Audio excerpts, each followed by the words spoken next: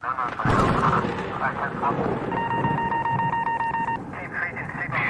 the suspect is armed and considered extremely dangerous.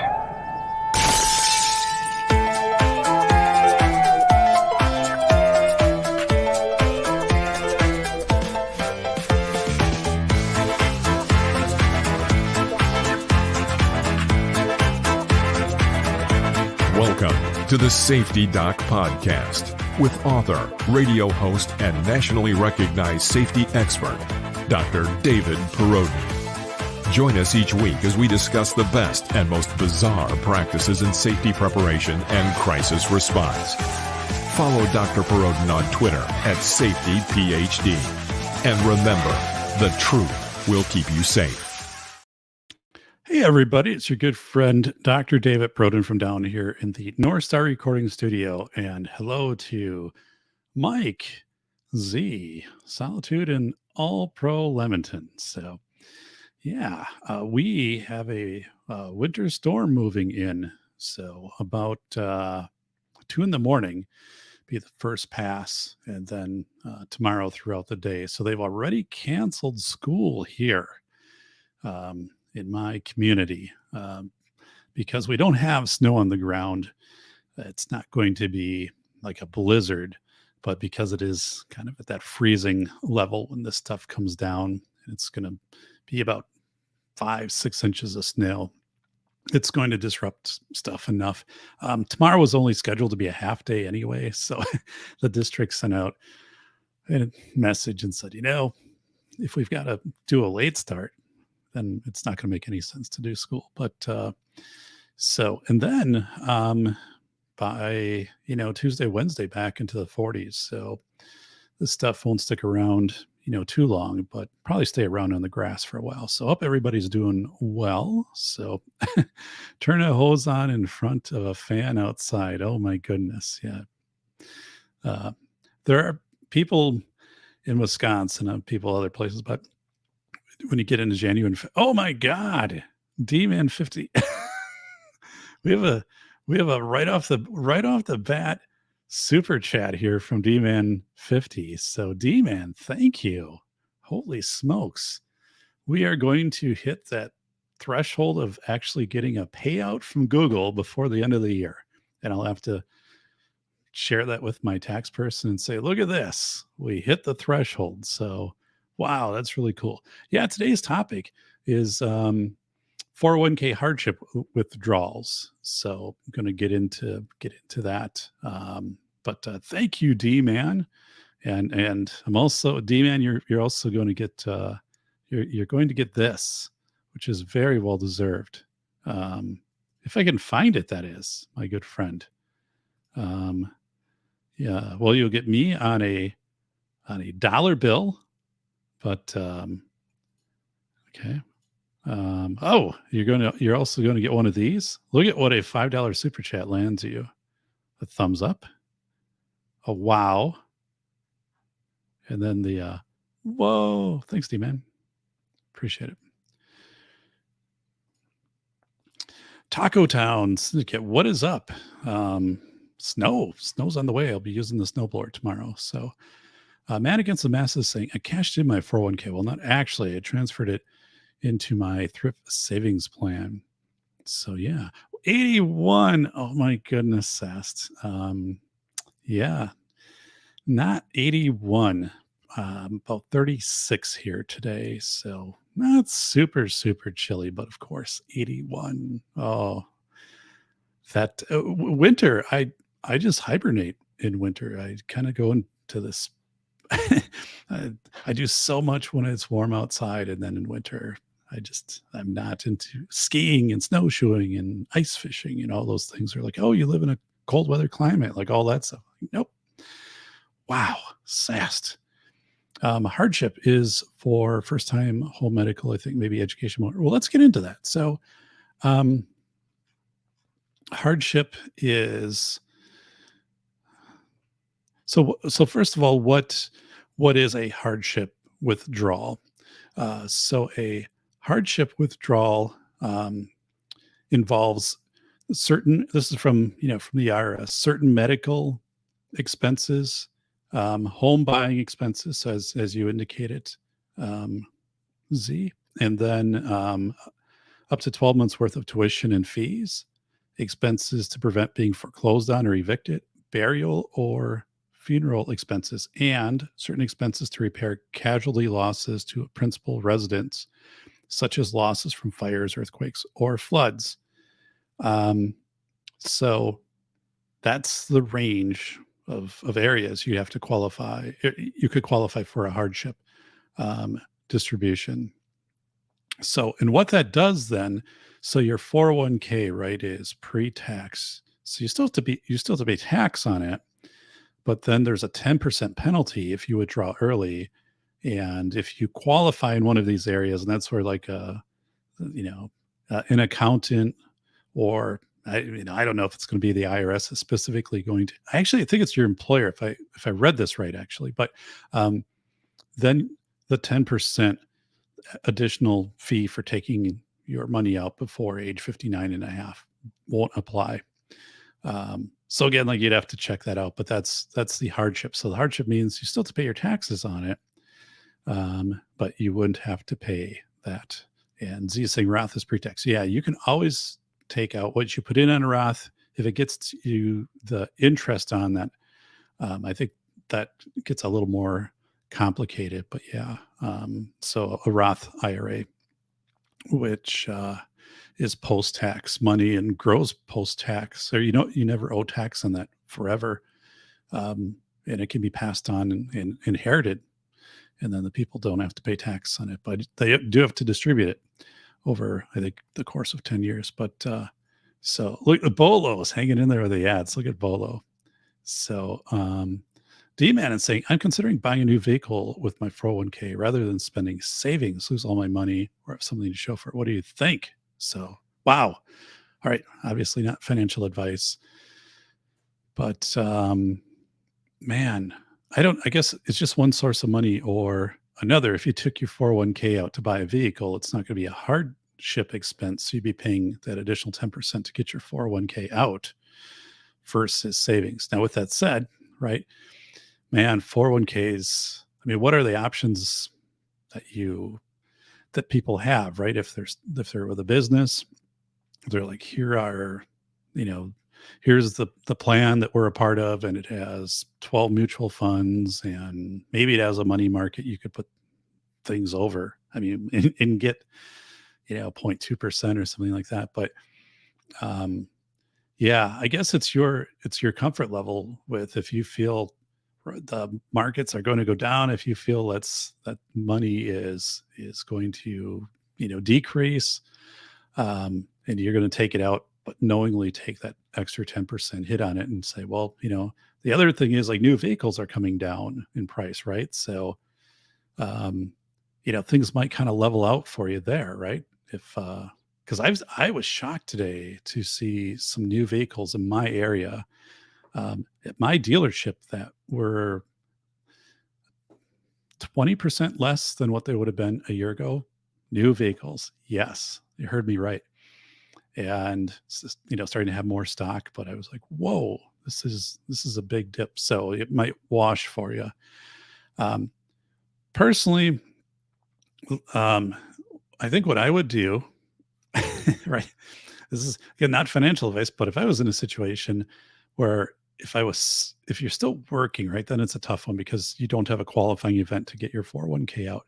Now, if it's a 401k that you're no longer, you have from a previous employer, I would probably try to backdoor that into a Roth, which you can do.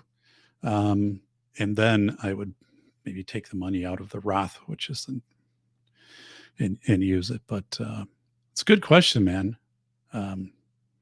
I think, though, vehicle, and it kind of looks trendy that vehicles are going to come down, but for how long? Because we hear that shipping is really drying up from foreign countries, right? So that means vehicles and parts for vehicles. So let's go here. Do a 401k loan, pay yourself the interest. So yeah, you can do so. So man against the masses, would you do that through? From what I've read on this, you have to do that through your employer. Meaning, hey, it's sunflowers, meaning that you can't, you can't do this unilaterally, right? Your employer has to, and this is interesting. I was looking this up. Your employer has to be the one that determines if you qualify for the hardship withdrawal, and then they will either honor your request to take money out of the plan or not. So, because some of these companies, right, they're saying, they get a certain kickback. Well, all of them get a kickback from, the 401k plans and things like that. And part of that agreement is saying, you're, not going to let your employees take their money out of here, at least not easily, right? So you'd have to really have with some companies, a really compelling reason to get that money out, I don't know what the process is if you're saying, hey, like I'm doing a home buy and it's a qualified expense here. And they're like, nope. Then I don't know who you take it to after that. Like who's the ombudsman for 401k stuff. So you probably would, get an accountant involved or something like that, a tax accountant. I don't know. It's kind of crazy, but yeah, man against the masses. So I think so. D-Man, everything I'm seeing the markets will continue to take for the 3 years. I agree with you. And I've been investing for years, right? But I mostly do like very secure investments, like share certificate deposit, treasuries. I do have securities, but I'm looking at this saying, Japan, for example, I have a relative that just bought a house in Japan, and it was unbelievable how much the price on that had come down.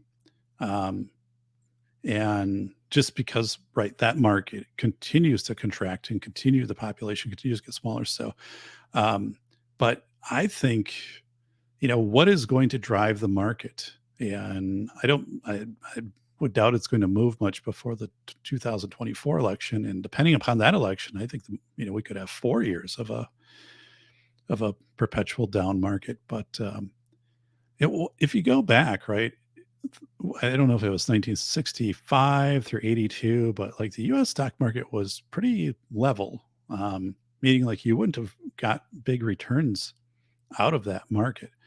And the last, years have kind of been an anomaly. I think a lot of that has to do with quantitative easing or a massive printing of money. So when, all the stimulus checks came out, right, and people were putting them into Robinhood and buying stocks. And the biggest part of the stock market is pensions.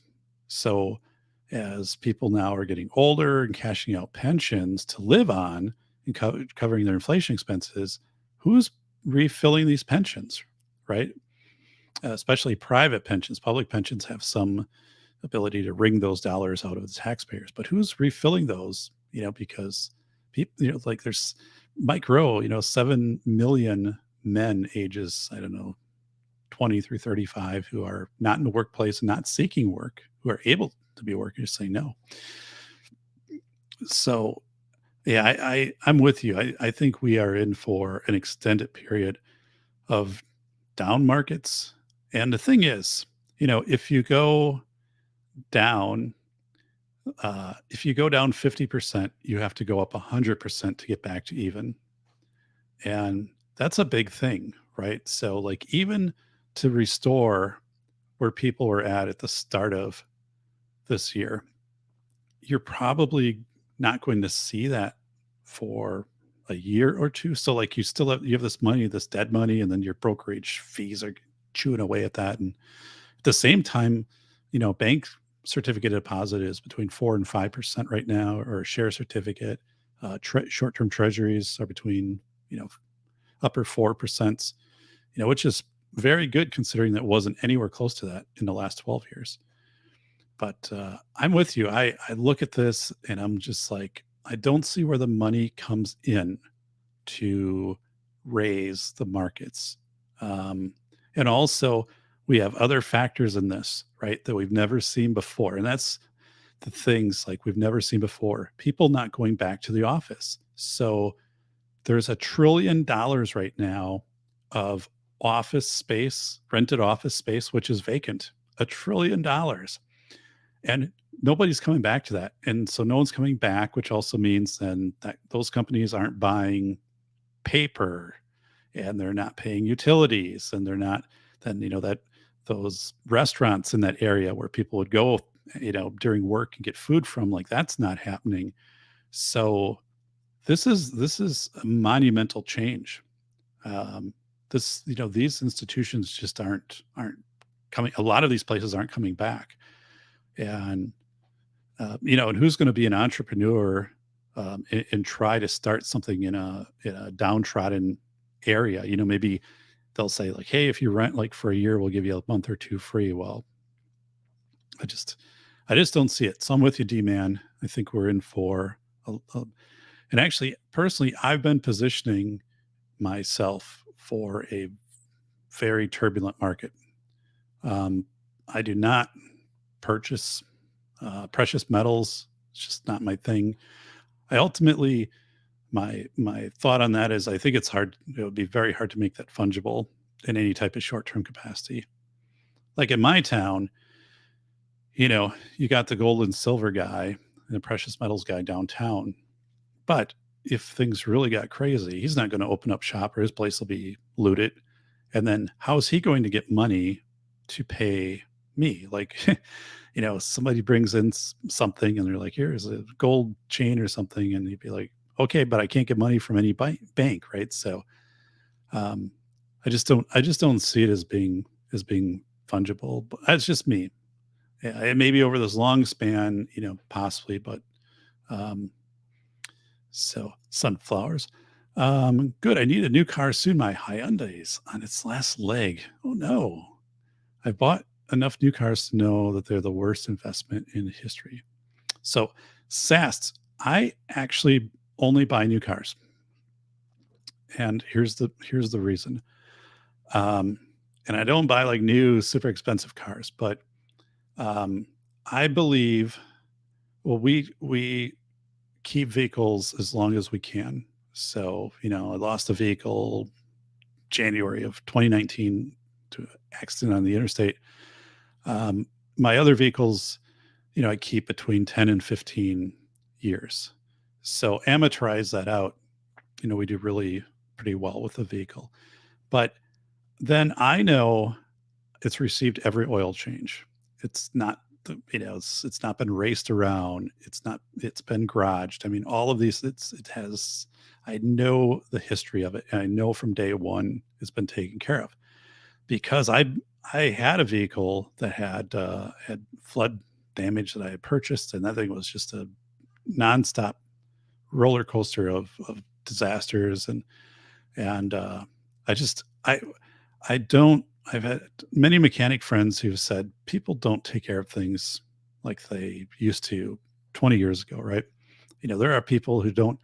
I worked with a lady, and she bought she rented a car, and she didn't realize it had to have an oil change, and she destroyed it. It got to be like 18 or 20,000 miles, and I think it seized up on her. But so I say that because I don't trust that, unless you really have a sweet deal with something used. It's a one owner, the person, stuff like that. I think that's the exception. But otherwise, I have a relative who works at a dealership, and over Thanksgiving, he was telling me about how different companies wash the titles. They'll send a vehicle to New Jersey, and then to Delaware, and then to whatever, and you can largely get rid of things. Not that his place of business was doing that, but saying that was a big concern, because I do come across vehicles like that people try to trade in. But wait until all the repossessions and foreclosures. Yeah, I'm with you. I think all of that will happen. So it's just, if you can get a great deal on it, then right. Things have got to be done on it, and whatever. There was a thing, kind of a couple cities over. There were foreclosures happening in the housing crisis of 2008, 2009, and it was trendy for people to, rip everything out of their house. Right? They were taking they were flushing cement down the toilet and they were just damaging the properties. So, but no, SAST, I think we're calibrated to that. 401k loans create a double taxed situation. So, wow. You pay taxes twice in the loan amount. Okay. It's a good question for Chad Elkins. So, but yeah, I mean, whenever you get into this stuff, like really understand what is happening and, get, go in with your eyes wide open with what it's going to mean for your taxes. So I think, most companies are incentivized to let you get your money out of it right now. 401 always been a joke. It's Billy. So, yeah, personally, I'm not a fan of 401ks because I think it's a matter of pay now or pay later. And I think the management fees are way too high. And, the mutual fund, all of the fees associated with that. Remember, like if your business is offering you a 401k, they're getting money on that because that is a service sold to that business.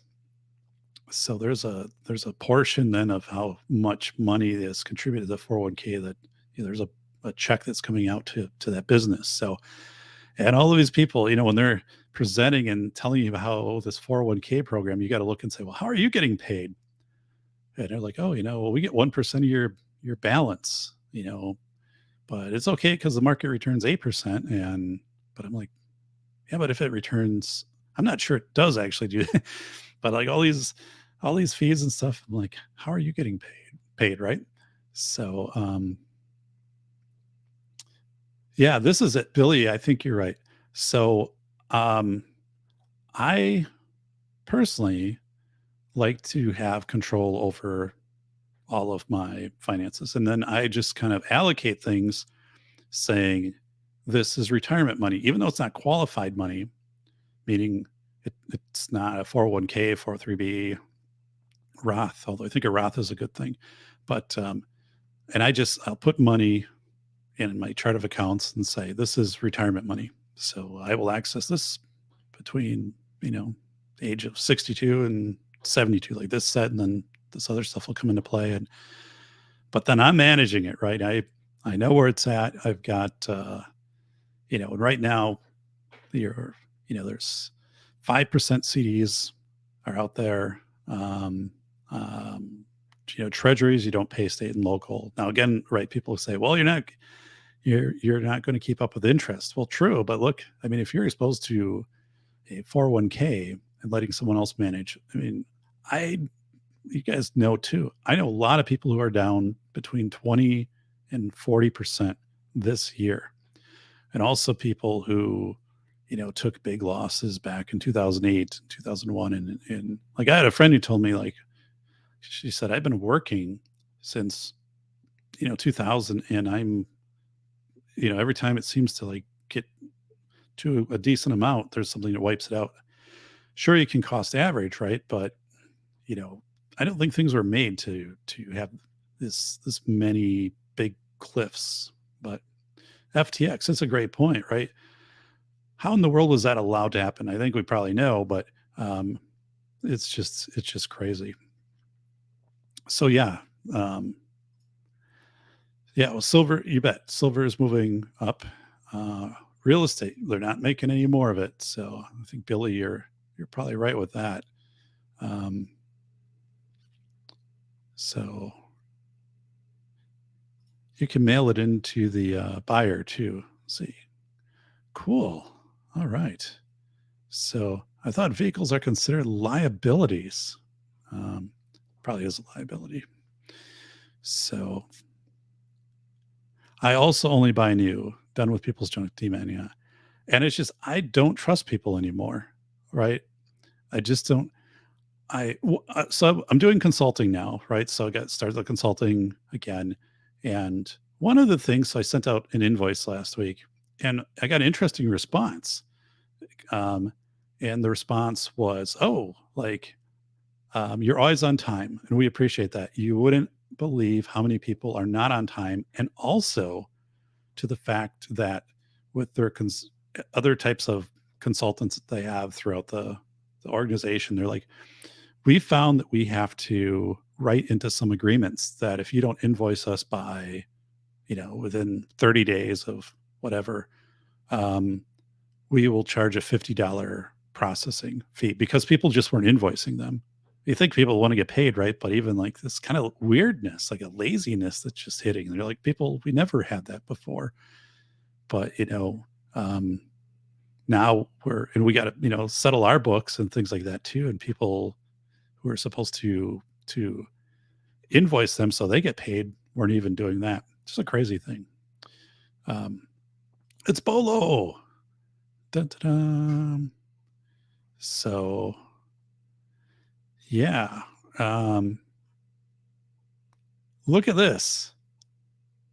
It's OPR 8R 357. Hey, buddy, if you're not subscribed to the channel, please do so. I own a deli, 40% or higher. Wow. Taco Syndicate. My wife and I either pay cash or pay off car loan as soon as possible. Also, pay those with higher resale values. So we only, yeah, it's a good point. Higher resale. Absolutely. Really good point. Yes, you're right. Smart move. Cool.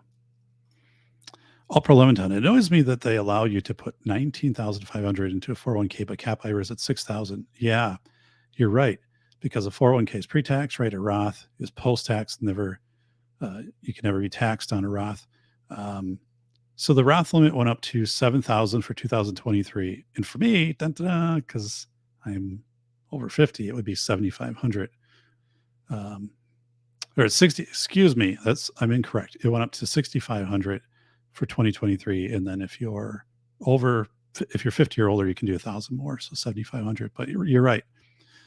Absolutely right with that. That the Roth IRA limit should, in my opinion, should be closer, or if not the same, or that you have the money and you can split it between the two. I actually worked for an employer that had a Roth 403b, and I took advantage of that, which was a pretty neat thing.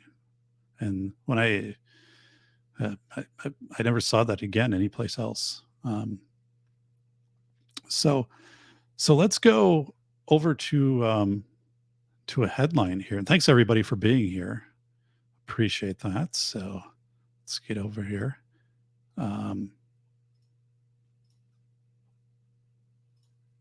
Okay, so here's our headline. Oh, let me clear out the background. All right, there we go. There we go. There we go. A little nicer. So that's our headline from CNBC.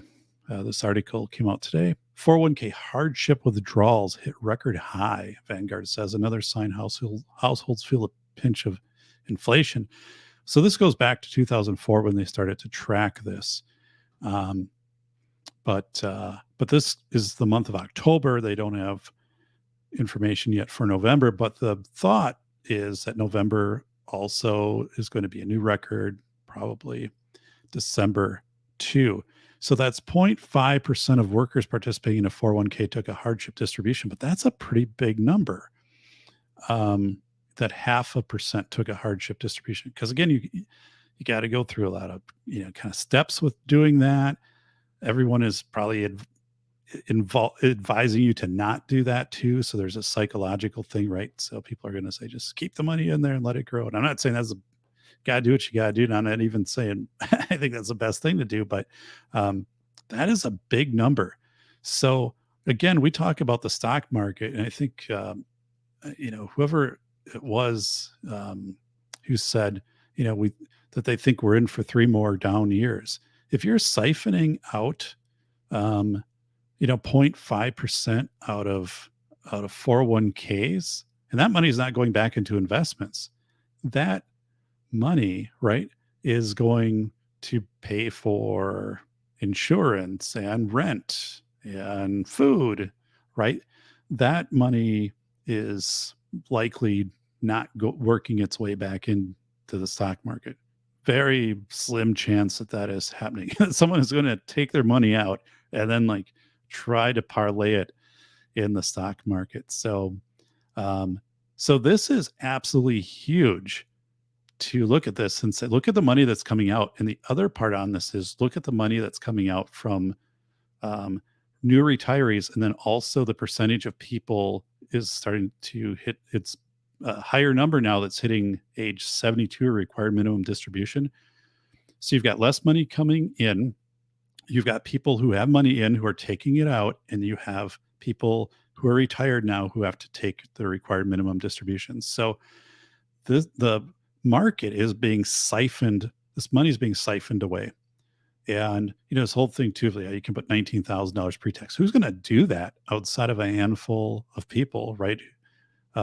Who's going to do that? So if they came out, the government said, "Oh, the IRS, you can put away $50,000 a year in a 401k." I was like, great. Like, who's going to do that?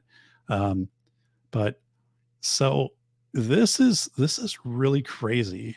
So in the article here, it's saying inflation's led to prices for food, rent, and a host of other consumer items to rise at a historically fast pace. But withdrawing retirement savings should be among the measures of last resort for cash-strapped households, financial advisors say. Yeah, but the thing is, right, I think you guys said that financial advisors are making their living off of you keeping that money in as this situation is going on. And if you're if you need that money right now for survival, right, that's good. That's your priority. So there's much incentive, right, to tell you to keep your money in the system. I never once had a financial advisor contact me and say, "Now, Dave, now might be a good time to move over to cash for 6 months and then kind of reevaluate a position," right? They'll never tell you that. So, I think there's a big contrarian argument to this that's out there of saying, why should you have to keep your money in a why? Here's the thing. Why wouldn't inflation be a qualifying reason to have a distribution from your 401k? Like, because inflation's so horrible. Like, why wouldn't Congress act to say, yeah, you can take out up to 50% of your 401k?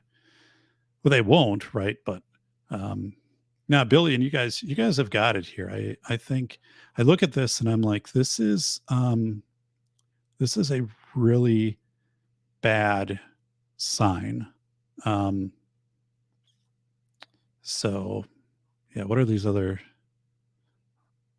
Okay, so loans against 401ks are at 0.9%. Non-hardship withdrawals are at 0.9, and then 0.5 for hardship withdrawals. So what's 2004? So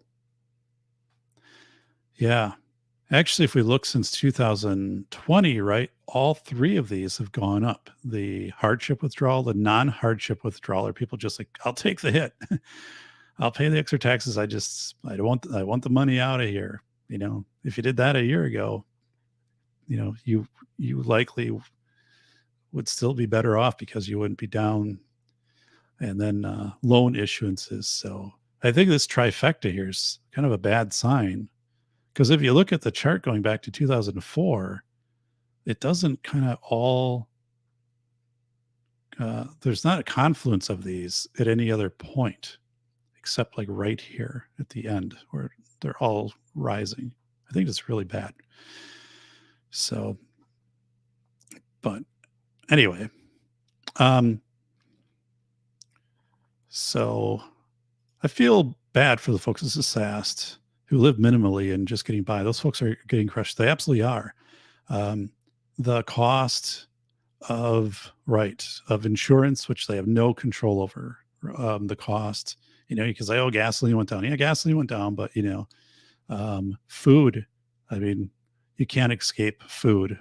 You can, if something breaks down, if you own a property, you know, you have to get a new furnace, right? And suddenly, oh, your new furnace, oh, that's $10,000. I replaced the other one, you know, 8 years ago, it was $4,000. Like, well, and by the way, you know,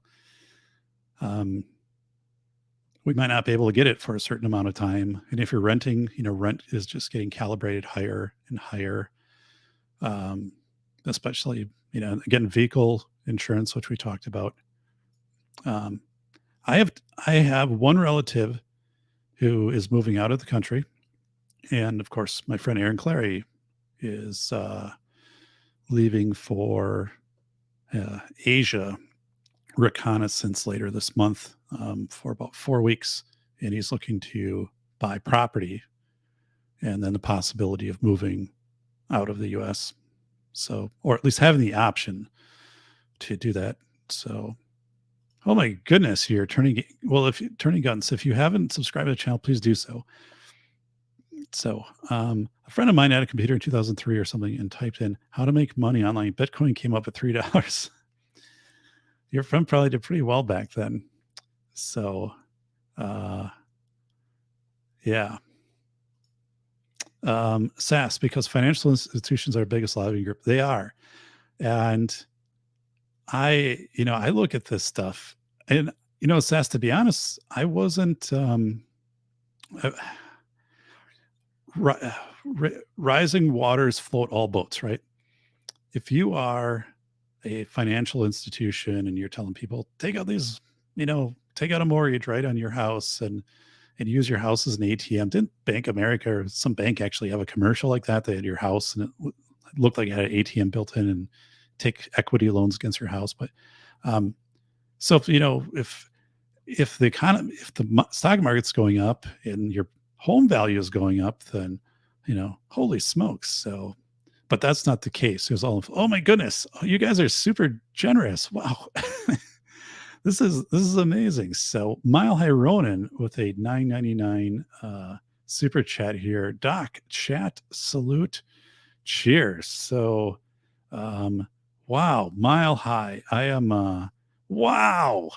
Thank you very much for that. I'm giving you the major double celebration here. Appreciate that. So thanks, buddy.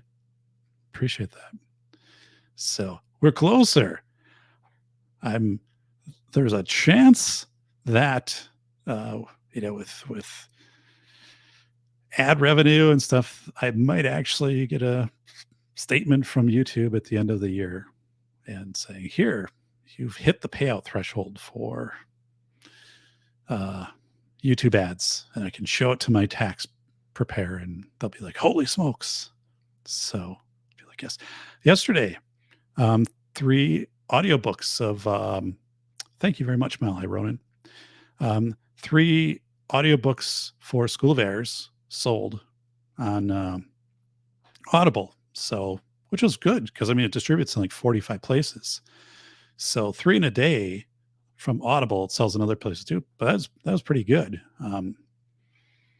So felt good about that. So I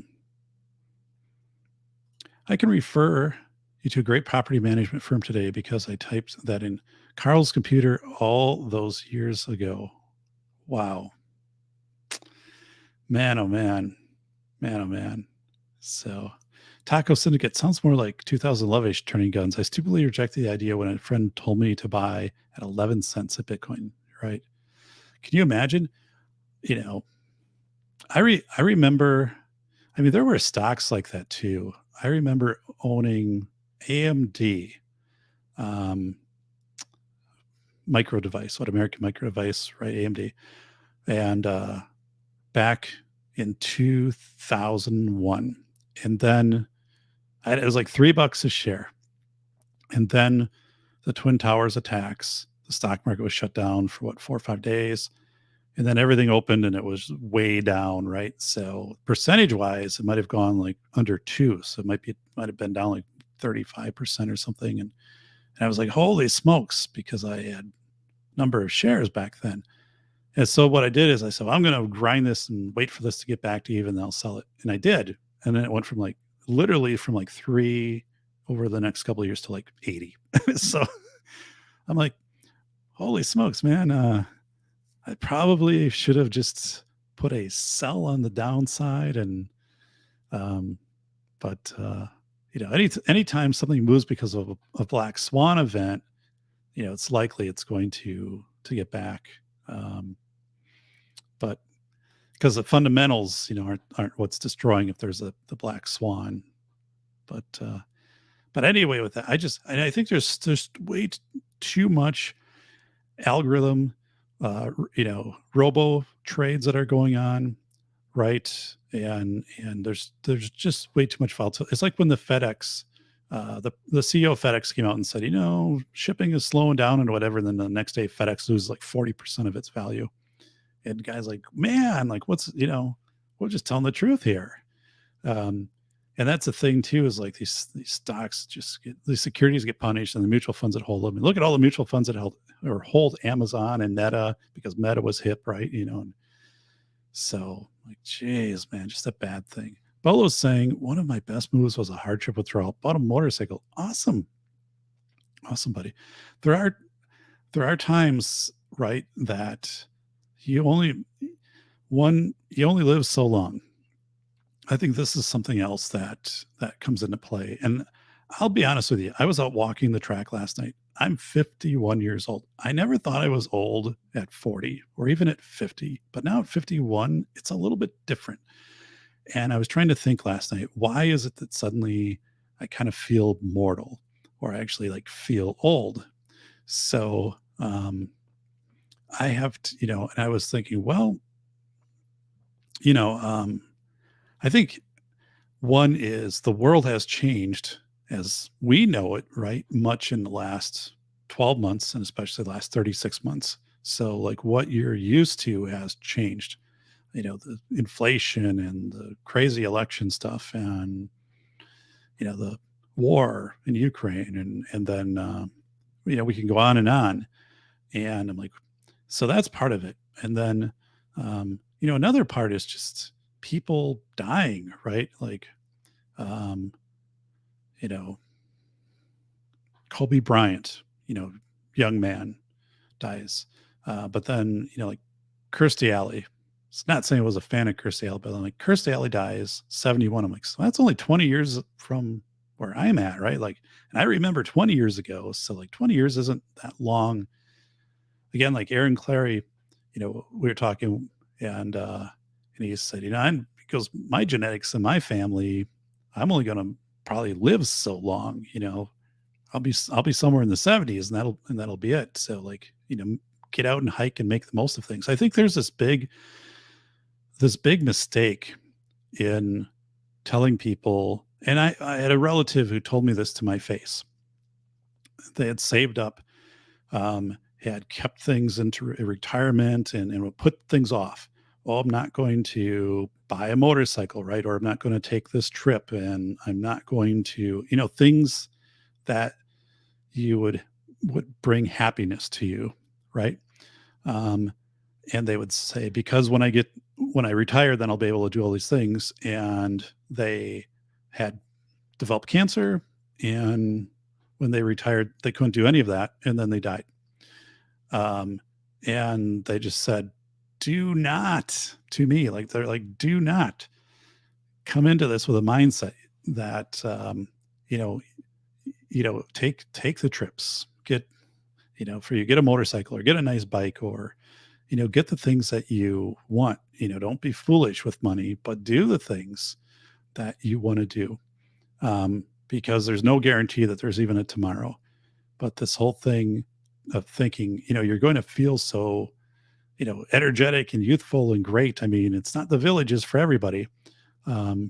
So yeah, okay. At age, 70, you're going to go out and get an RV and, tour the US and stuff. That's likely not happening.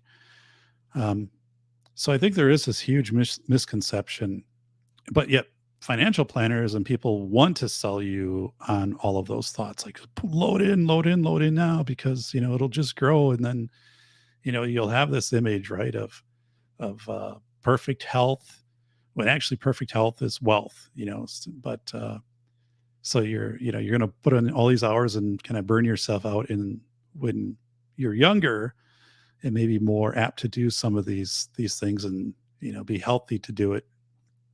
You're not going to be doing that stuff when you're older.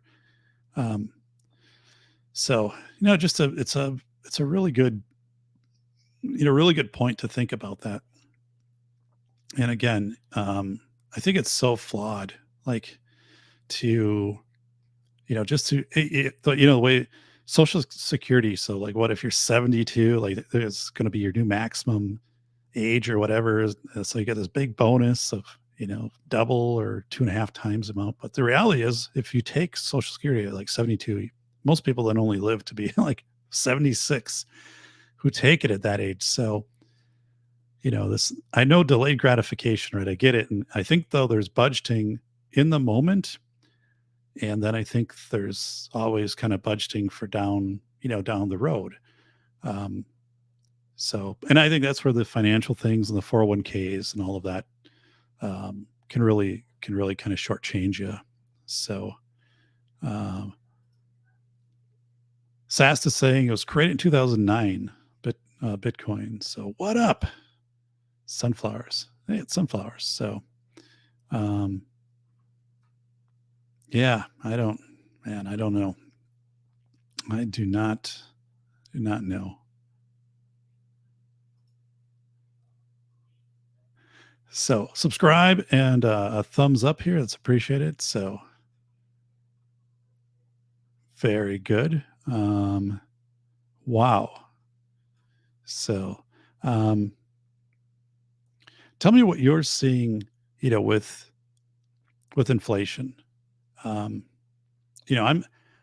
seeing, so I was shopping today. I think everything I bought was probably more expensive. I think I don't have my list.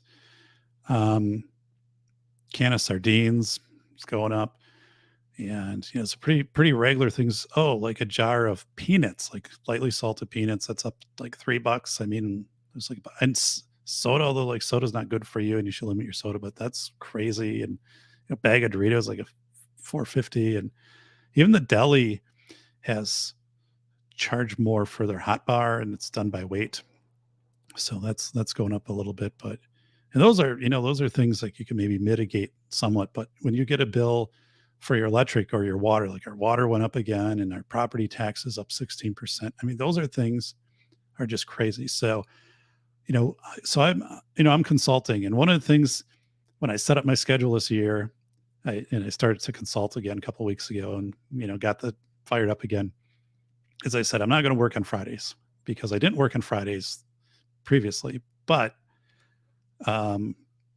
it really wasn't an option because most people already had like, oh, we got professional development days on Fridays, which are days that they want to consult in. They're built into the school schedules. So, I consult in Wisconsin and California. And so they're like, because I'd be like, oh man, and don't really want to do Friday, and their schedule's already built. And I'm like, well, okay, right. If it's start of the year, then I think it's one thing. Like, then I think they need to be flexible. And I can say, I've got these 4 days, Monday, Tuesday, Wednesday, Thursday, and then Friday. And the reason Friday, I do the safety consulting, I have office hours at the university and stuff like that. But so anyway, they're saying, well, we can change things around to accommodate you, but that's changing a lot of things around, and we're willing to do it. And I'm like, well, yeah, don't. I'll make it work. I'll make it work, and then I will at some point though we'll have to shift this around. So I consult with school districts, right? So so when this school year is done, we need to move things around because I need to get that Friday back. But I was thinking, I'm consulting, flatly because I need to get the band back together. So my channel members. Oh, I haven't done. Okay, betting ballistics is pointing that out. Look at this though, betting ballistics. Oh, sorry. I did do this. If I can find it. Look, I did that. So Start your channel member section of your monetization. Okay. All right. I have to do that. So very cool. Very cool. I think, yeah, I want to figure out how I can make value there for the members. So got some ideas, but look at this. So I got the show your support with a super chatter sticker going. So yeah, I was thinking last night. So, we budget, we don't have, thankfully, expenses. We've lived here for over 20 years, this house. So, but the thing is, like, if expenses continue to go beyond, kind of what I had paced out for budget, then what do I do? And there's a few things, I can obviously just expand out consulting. I can take more hours, I can say I'll take on another morning or an afternoon. So look at Jim watch a 9-minute ad, click through it all the way to the end. He put 9 things in his cart and then he just abandoned it. So ticked all the boxes. Look at this, Jim. So, but, I'm like, I can do that. There's a couple things I could change what I charge, but, I can change the hours that I work, the amount of hours that I work, and there's much capacity to do that. But I'm like, there's right. I mean, as Sasta said, there's just a lot of people don't have the ability to do that. And so when these fixed expenses change, when they like, oh, your rent is going up, by $400 a month, like, where do you come up with that? So that's where I do believe that's where people are going to be tapping into 401ks, into credit cards, and, moving a balance from one card to another. But I honestly am just, I've never had as little faith in the stock market. Now, when I say that, like, I'm not a big stock market guy, but I'm just not there. And actually, things that I do still own that are security based, I'm transitioning away from that into other things. Other things, which would be, bank CDs at 5% now, treasuries through Treasury Direct, close to 5%. And I'm fine with that. I figure if I can get 5%, it's Alex Patino. Hey, Alex, our truck driving friend in the field. Hey, Alex. I'd rather be up 5 and still on the upside than a correction in the market, which takes me down another 20%. Because again, I'm just in that sentiment. This whole, this title here, there's so much more to this, right? There's so much more to this. You have less money coming into 401ks from younger people. You have more money coming out through older people who are taking more just to live on, plus required minimum distributions. So let me do this like this. And you have this high percent, that 0.5% is huge, right? Of people in the middle who are taking money out for hardship. And that money is not coming back into the market, right? They're not taking market money out to then buy GameStop or Microsoft or Amazon or something like that. So you have these 3 big holes in the stock market where money is being siphoned away. And then there's something else though that's diverting that stream that goes in there, and that's the treasuries, right, paying 5%, CDs paying 5%. So you have people who are going into those with savings because less likely you'd have risk in those. And really, if you take a lot of these, it's really weird how they figure out these funds too. If, oh, here's like the 10-year return or the 20-year return or the 15. But that's with every dividend reinvested. So, if you looked at a bank CD over, 5 years, compounding like that, I'm just saying, like, I think the market is in for a long road down unless there's quantitative easing or printing of money, which is just going to fuel more inflation. I think the stock market would go up to some extent, but I don't think it would be sustained. Most of the stock market, you guys probably realize this, but the majority of money in the stock market is pensions. And I think there's the flat out data is if you didn't have pension money in, the stock market would be about a third what it is today. I mean, just the flat out is, and pensions really, that became a thing in the 80s and the 401Ks, and it really took off. And, but now this thing is like, boom. I think this is a bad sign. So I think the reason this is the title here, it's much worse than you think.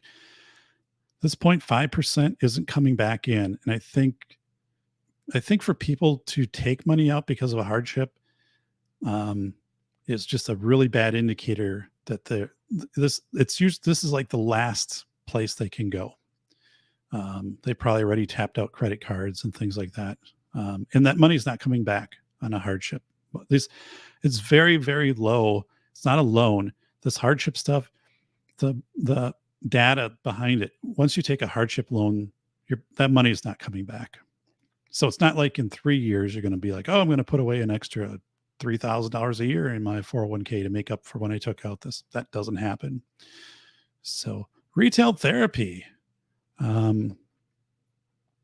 sometimes guilty. I am big sad, but I don't think there's anything wrong with that. Sometimes I don't. So,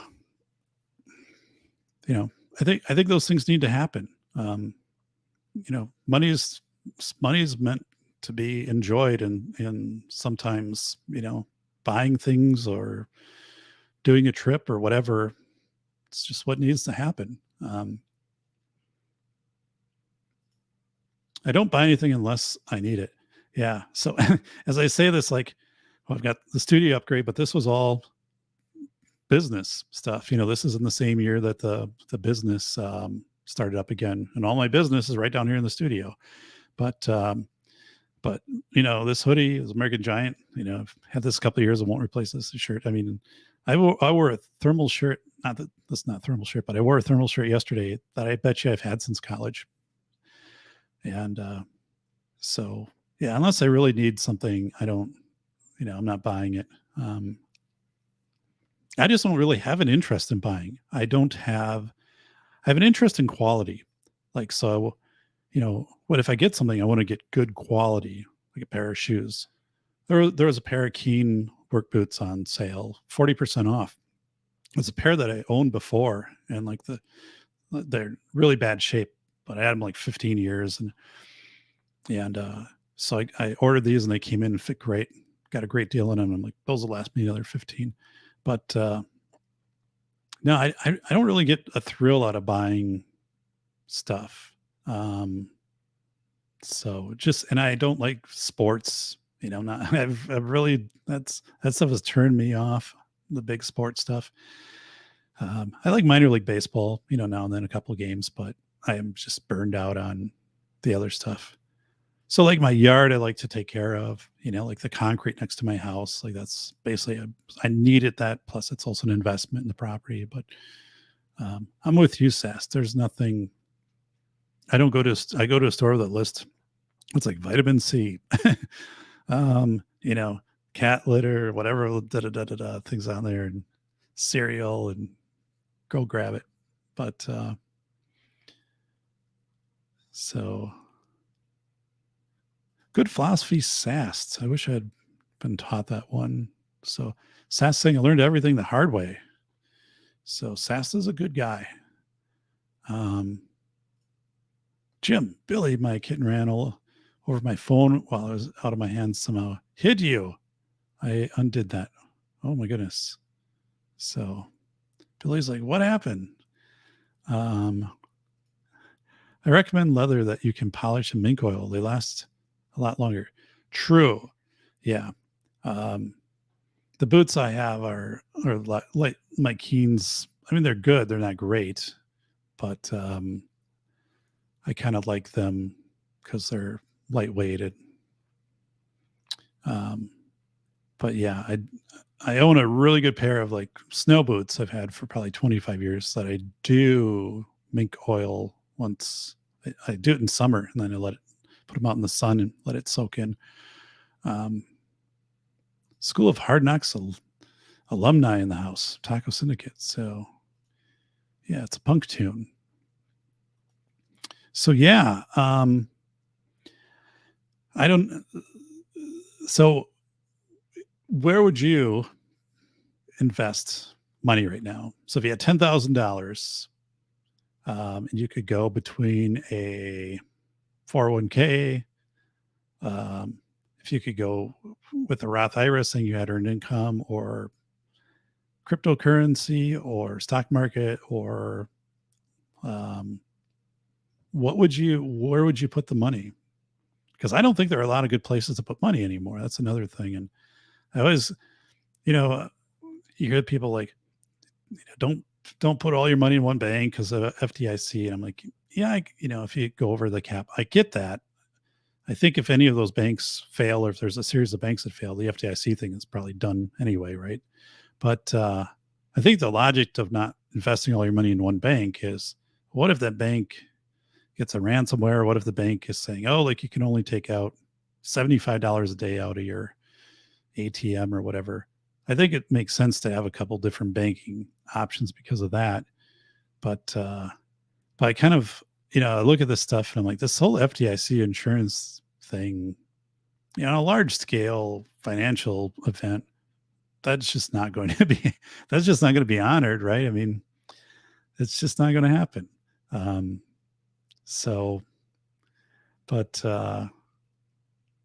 Or would you take that $10,000 and invest in good Timberlands, good shoes? I mean, which are absolutely worth it. Like, I have my Navy Peacoat, which is 20 plus years old, right? That thing never shows wear, and I dry clean it every single year. Authentic Navy Peacoat from the Navy. But I think, what you invest in, right? Like, this was a really expensive hooded sweatshirt. Nothing fancy about it, but it's just really heavy and good material, American Giant. But it's like the cuffs aren't getting loopy or anything like that. Like, it's really well made. So Jim's saying I would pay all my debts first. Second, overpay recurring bills. That's a smart move. Keep metal coins, think of investing this month. Yeah, I like that you said overpay things to pay ahead on bills that are going to hit. I think that's a smart move. I don't think people think about that a lot. But I think in some cases it can give you a little bit of a hedge to be able to do that. Gummy bears. So I've been getting a lot of ads for the THC gummy bears, which apparently are legal to ship to all 50 states. They're very expensive though. But yeah, I had a lot of those ads come up lately, and I haven't been searching that stuff either. So not sure. Maybe it just is like checks out the show and runs it, and they're like, that guy needs to chill out. Military clothing, you're right. So yeah, my Navy, and I also have I got at the military surplus store a desert camo long sleeve, not really a coat because there's no lining to it. But I wear it in summer when I'm outside doing yard work with the trees or the weed whacker, because then anything kicks up that. And that thing is like, doesn't ever show any wear. Just doesn't look fancy, right? But it is durable. So you're right. Military clothing is durable. Also, in addition to military clothing, buy used like NFL apparel. So I went to, there's a website in Minnesota, and I honestly own like 5 or 6 thermal shirts from different NFL teams, and it's on eBay. God, so it's not jerseys. You're not buying jerseys. I can't find it right now. You're not buying jerseys. That's not what this is about. It's it's buying the thermal shirts that the Packers wear or the Vikings or whatever. Although the Vikings in a dome, but and they're pretty cheap. And a lot of them, like they'll have even the player like name like ironed in the back of it and something like that. But it is these things are super warm, and of course are meant to go through NFL games, so they never snag and rip and you don't get holes in them. But I bought a number of those. I bought like last year. I'll just kind of always scan the internet for those and see if somebody lists one. But they're official player wear, and the teams usually donate this stuff. And I forget what the place, but if you search for it, but and they're long, so you don't have to worry about tucking them in like in winter, and then they're just like super warm. But that was a good investment because they don't wear out. So don't get me started on cat litter. So yeah, I just picked up another 50-pound bag of cat litter. So 40 to 80 is a long time. Invest in box wine, cat litter, and cat food. Like, oh my goodness. Metal coins are heavy, yeah.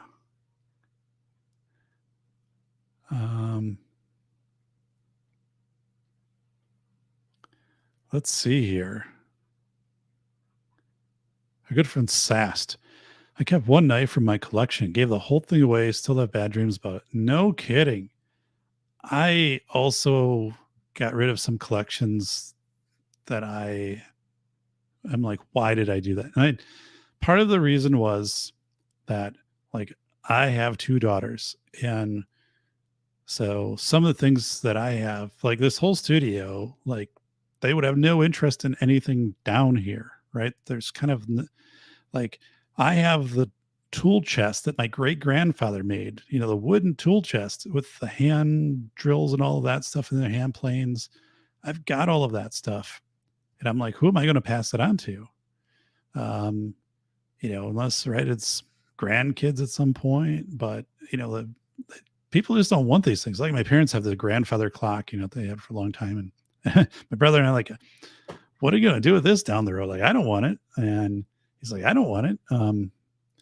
But with this though, like that, I feel for you, Sass. I gave away some collections and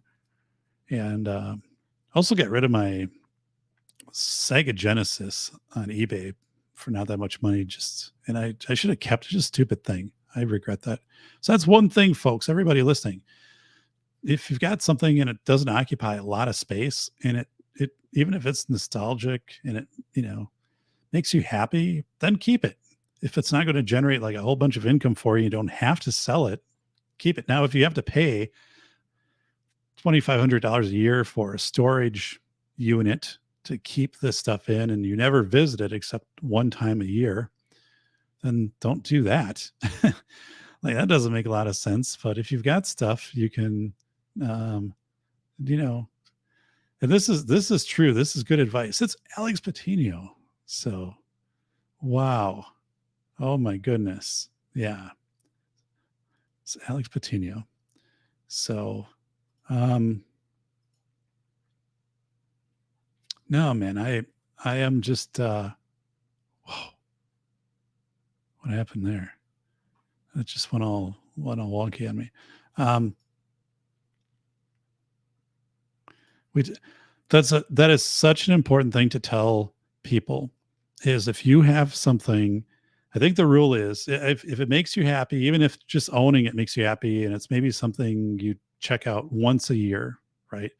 It doesn't take up a lot of space, and yeah, so it's coins or it's knives or old Genesis PlayStation or baseball, whatever it is. Like, okay, it's in this box.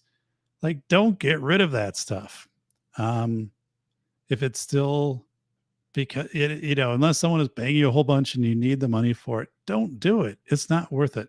And I know we kind of go through these phases, and it's like you feel like you're downsizing, although you're that type of stuff doesn't make a lot of sense because it has meaning to you. And then you're like, oh God, I wish I wouldn't have got rid of it. You can never get it back once it's gone. And yeah, I guess at some point, like, if you're not around, people will be picking over it and whatever. But when you're around still, like, that has meaning to you.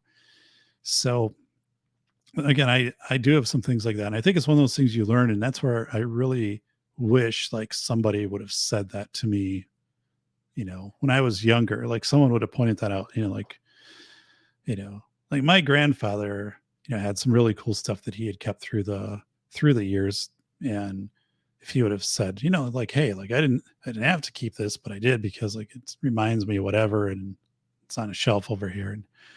And again, I think there's a line in the sand where if you're paying, if you're a hoarder house, right, that's not good. And if you're paying money to store your stuff that you're not visiting, that doesn't make sense.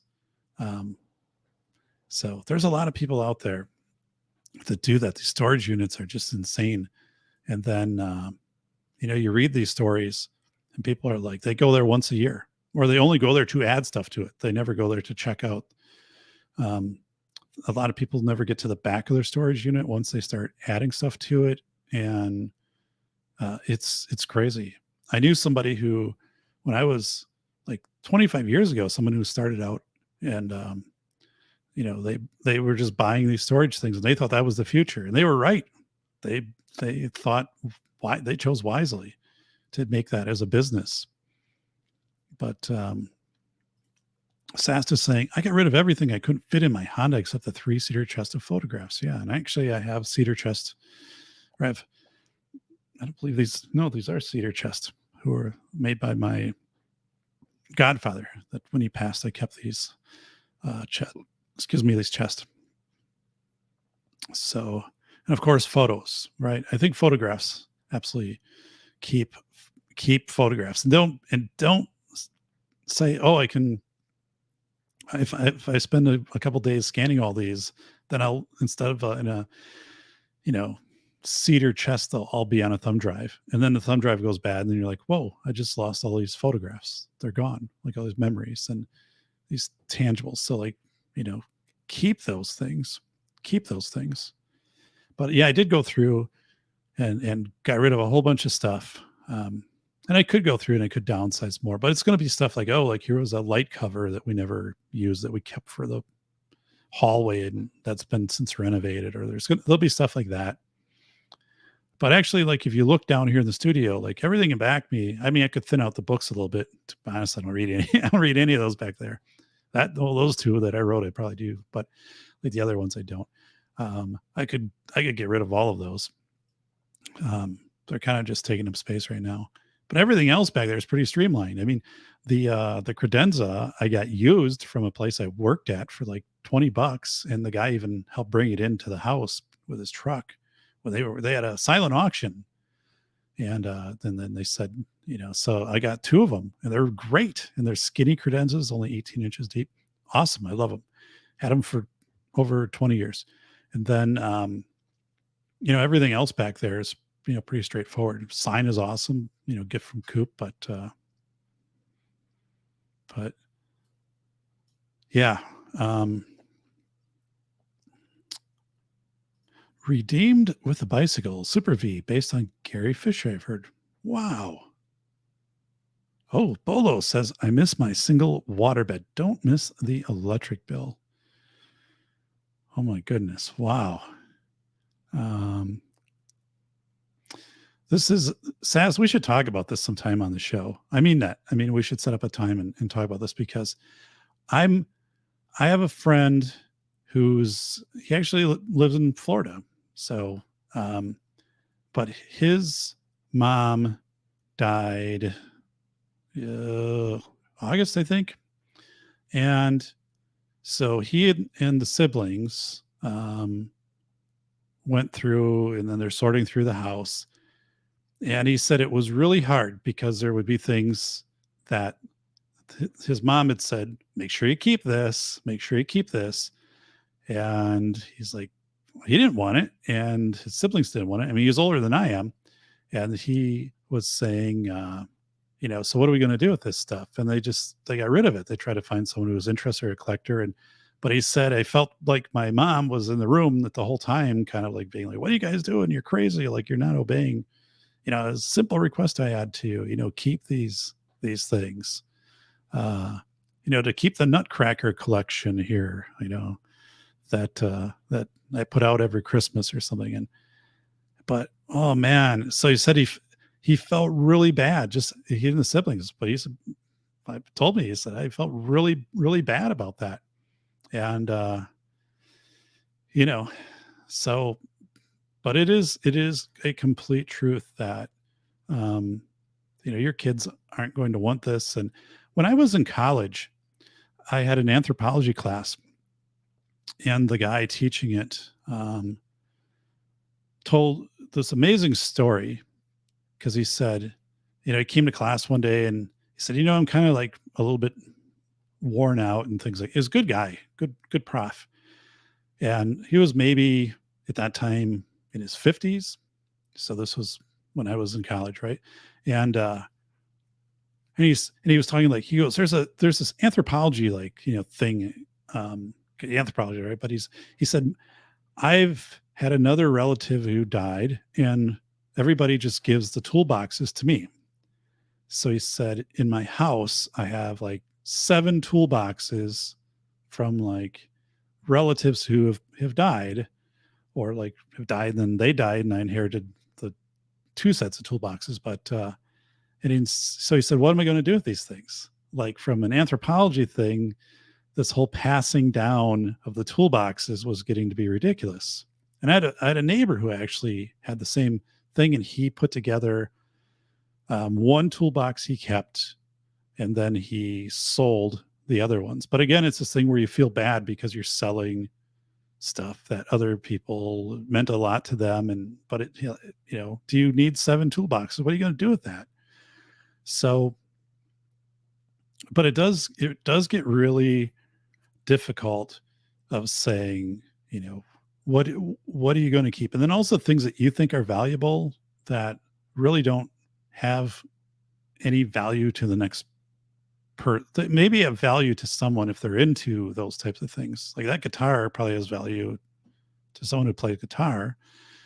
But I mean, so I just think it's a weird thing that we get caught up in, kind of trying to, well, my wife and I did this not too long ago, like with our daughters. We're like, that kitchen table we had made by, Levi, the Amish guy, and this piece and whatever, like, don't get rid of that. And like, this bedroom set, my daughters, one of them, her Amish guy, made this bedroom set, took like 6 months, and it's awesome. This thing is the best bedroom set in the house. The other one is really nice too, my other daughters. But then they're like, well, and you can only say it, and they'll do what they're going to do. And maybe it's not going to be the right time when they start out to take some of this furniture, but maybe then it's not going to be there. I don't know. But I think there is this weird thing of how we think things are going to get passed on, or like people think that we're going to accept these things. That's really just not going to be the case. So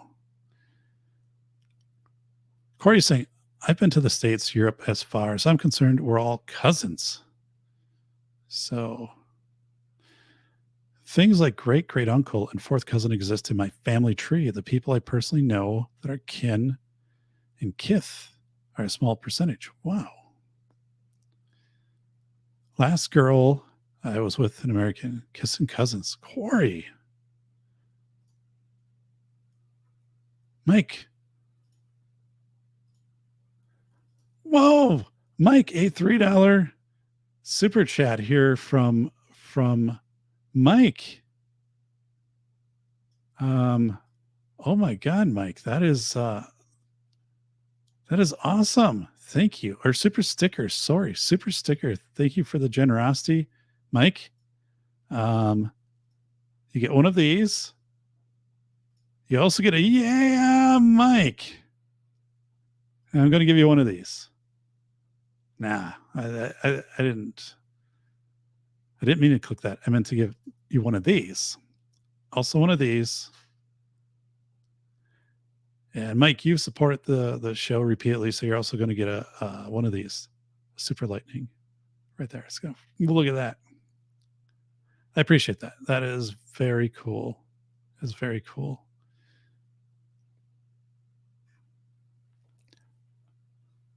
Awesome. So, thank you, buddy. Thank you for the super sticker. I appreciate it, Mike.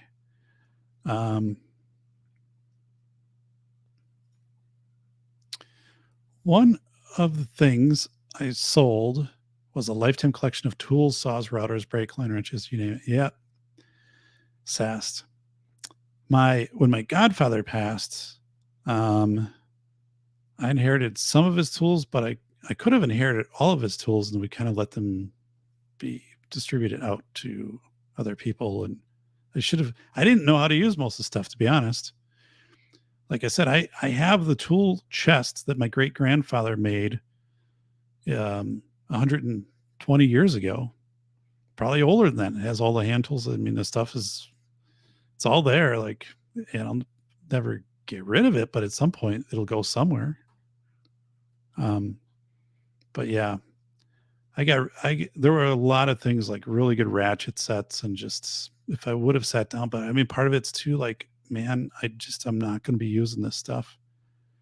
I don't use the tools that I have right now other than working wrenching on my bike or a little modest stuff around the house. It's kind of weird too, because when we moved here, I made doors, and there's some of the best doors in the house.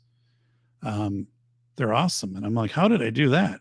Like, I don't know how to make a door, but you just kind of did. I redid the front of the garage where the cedar siding was bad. I removed all of it and cut all the new stuff and it looked really good. But yeah, I'm kind of what has value. Like I don't know. So SAST, I'm sorry that you feel that way. I can understand why. I kind of have a similar feeling. I'll tell you one thing I did do that I think was a really good thing. When I replaced the microphone, my previous microphone, and I got a new camera.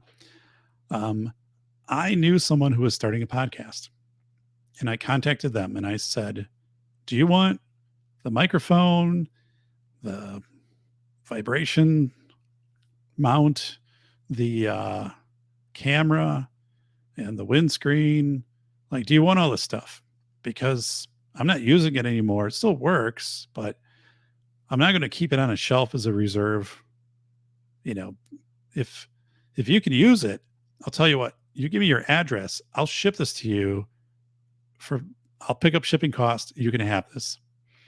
And I'll send all the cords, everything, even have original boxes for most of it. And this person said, well, yeah, like, that's awesome. I'm like, you got it, buddy. So I had, last month I packaged all that stuff and sent it out because I'm like, what am I going to do with this stuff? It's just going to become old electronics versus if someone can use it. Let me get it out of here. So yeah. Mom's dad was from Denmark, Old World. He was the oldest of 12. Mom was the middle of 3. And I'm the youngest of 2. Wow. So my family is me and my brother. And then my wife has more on her side, but my brother's 10 years older than I am. So yeah. Raymond and Levi are the 2 different Amish. So we have an Amish community about 15 minutes from us. When I say Amish community, it's 100% Amish community. And then they made the furniture, and so look, this hippo. So this Mike's super sticker. It's a hippo that was threatening. But wow, reloading his elbow. So yeah, dad's, yeah, like rifles, right? Things like that. Like what happened to these things? And so, yeah, I don't know. For living investments, tools you actually use are, you're right, Jim. Like tools are a good investment. And yeah, absolutely. So buying stuff that has, like when I bought the tools that I work on my bike with are pretty high end. And they're because I use them to work on my bike. Like I know that they're going to retain their value. They don't wear out unless you don't take care of them. But yeah, started buying tools. This is fast. When I was 14, had a lot. Snap-on tool chests, workbenches, air tools. It hurts to think about it. Time to move on. Yeah.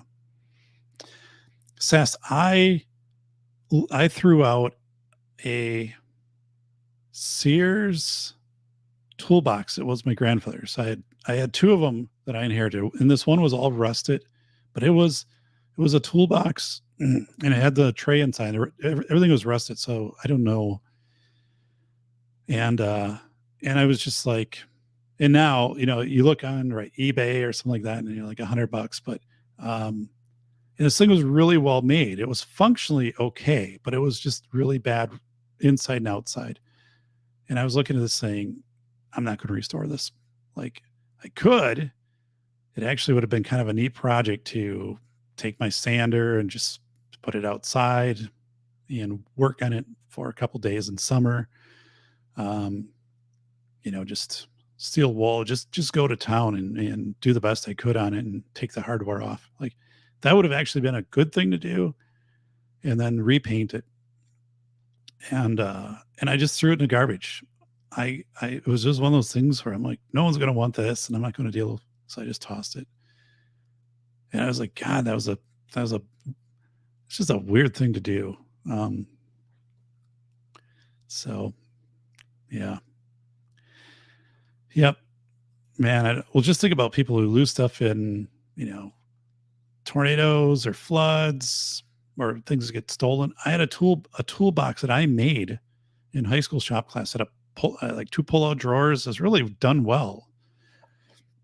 And it got stolen. The first job I was at, somebody broke the window of my car, popped the trunk, and took what was in the trunk, including the tool chest. So I was like, unreal. So classic toolbox goes in the living room. I don't care what the wife says. Yeah. I still have my great grandfather's toolbox. That is in the living room. That one was it's all made of wood. It was professionally refinished. So it's a showpiece item now.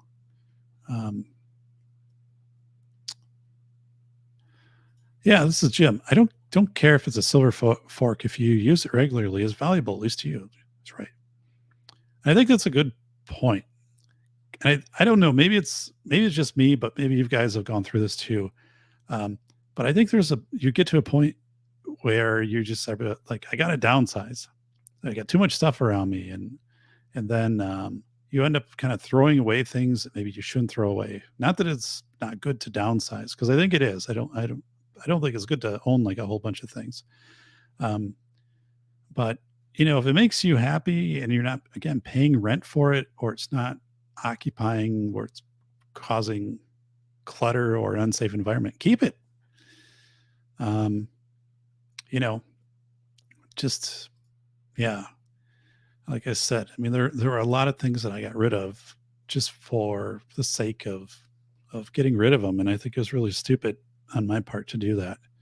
And usually if it's a hardship thing where you're trying to sell something, I mean, I guess that's one thing, right? At least you can, but if it's just, that you just get rid of it. So this summer there was somebody in town who had a moving sale, and honest to God, things were marked down to basically like, just take it. And that I didn't take anything, although like there was an Iowa stereo, and it was like $20, and I think the person would just let me have it, and it was fine. Like everything that they had was all fine, and they had kind of gone through the junk stuff already. Yeah, there was a nice barrel, and it was like a big plastic heavy barrel that could have been for like kindling, and I didn't grab that thing either. But I should have taken the Iowa stereo because I could have just put it out in the garage. I'm sure I could have got it for. I just if I would have said like I'll take this, I'm sure they would have said sure, just take it. But that was a situation where you could see they were like, God, somebody just take this stuff. Just take these different things because like we don't want to move them. So it's Ron Wayne. My gun cleaning box has been built onto many times. Love that old thing. That's cool. Cool, Ron. Very cool. Sass. After my mom and sis passed away, they left hordes of stuff behind. I decided I didn't want to do that to my kids. Yeah. Yep. That is, that's something I've participated in helping go through relatives' homes and, figuring out what to do with things. And, but yeah, that is like, so my bookshelves in the back, like all those would just be donated, right? There's no one's going to, those books are all pretty much, I'll never read those. I mean, The Lost Person, out of all my books, except the books that I wrote, right? But maybe keep 5. That'd be fine. So, it's more aesthetics. It's a bookshelf, and I do consulting, so it looks like you should have books in a bookshelf. And I've got them by titles, so kind of the more thought-provoking ones on the top. But 3 times made in Japan. What do you call it? Oh my goodness, I don't know. But I have a Zoom microphone that is made in Japan. I've only used it like 3 times, so it's really good. It's superb quality. But yeah, it's kind of funny because now that I'm consulting again, right? So now I've got a little bit of extra money coming in through the consulting. So I said to myself, like, well, what am I going to do? Because I want to kind of reward myself, right, with the consulting. So one thing is I'm going to buy a really nice heavy fleece, like a black fleece, because I have a black fleece that I've had for a number of years, and it's fine, but it's very kind of like 40-50 degree fleece, it's not very thick. Down here, it's very cold because there's no heat. And really, the months of December, January, February are very, very cold down here. So, like, the fleece is really necessary with the consulting. It just gets really cold. So I'm like, I'll buy a fleece. Actually, it's kind of weird. Like, I put a list together. I got to replace my work boots, which I already did. A fleece, and then I don't know. Oh, I'm going to buy a camera that I can mount on my bike, but not like a super expensive one, but like a pretty decent one, because I want to record some of my bike treks and actually cut videos into some of the places I go, like the 1,000-year effigy mountains. But those aren't really big, expensive things. But I'm kind of like, what am I going to do here? So actually one was take the family out to Uno's restaurant, which we have a Uno's next town over. So they tend to like that. And we don't go to a lot of restaurants, anymore, because this is so crazy expensive. And then just that whole experience isn't that good anymore. But minimalism is freedom. It is. And actually down here, like in the studio, this is, I had up on this side, I had 3 shelves that I put in when I moved here. And I always had knickknacks on them. And then it was just stuff that I never didn't have any utility to it. And it was always like dusty and hard to clean. And it got to be where I'm like, I'm going to get rid of that stuff. So I did it. And I sold the shelving unit too.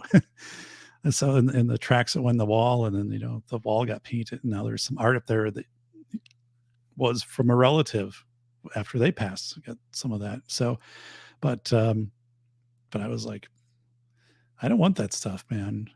I do not want these things. So I would like to get a flannel shirt. I do not own one. And that's one thing I don't have is in winter, if you're going someplace to like a high school basketball game with my kids or, Thanksgiving with the relatives, like I don't really have the good winter to wear. In summer, I've got, some button shirts, short sleeve, and I've got number of polos. So you can make that work, but I don't have anything in winter. That's so I need to get one flannel shirt. Sass is saying I can pack a backpack and laptop and move anywhere in the world I want it now that the burden of possession is gone. It's true. No, you're right on. You're right on. And, like for me, I started consulting again last month. So, sent out my first invoice and consult today. And, basically every day now there's something on my schedule with that. But I could consult from anywhere.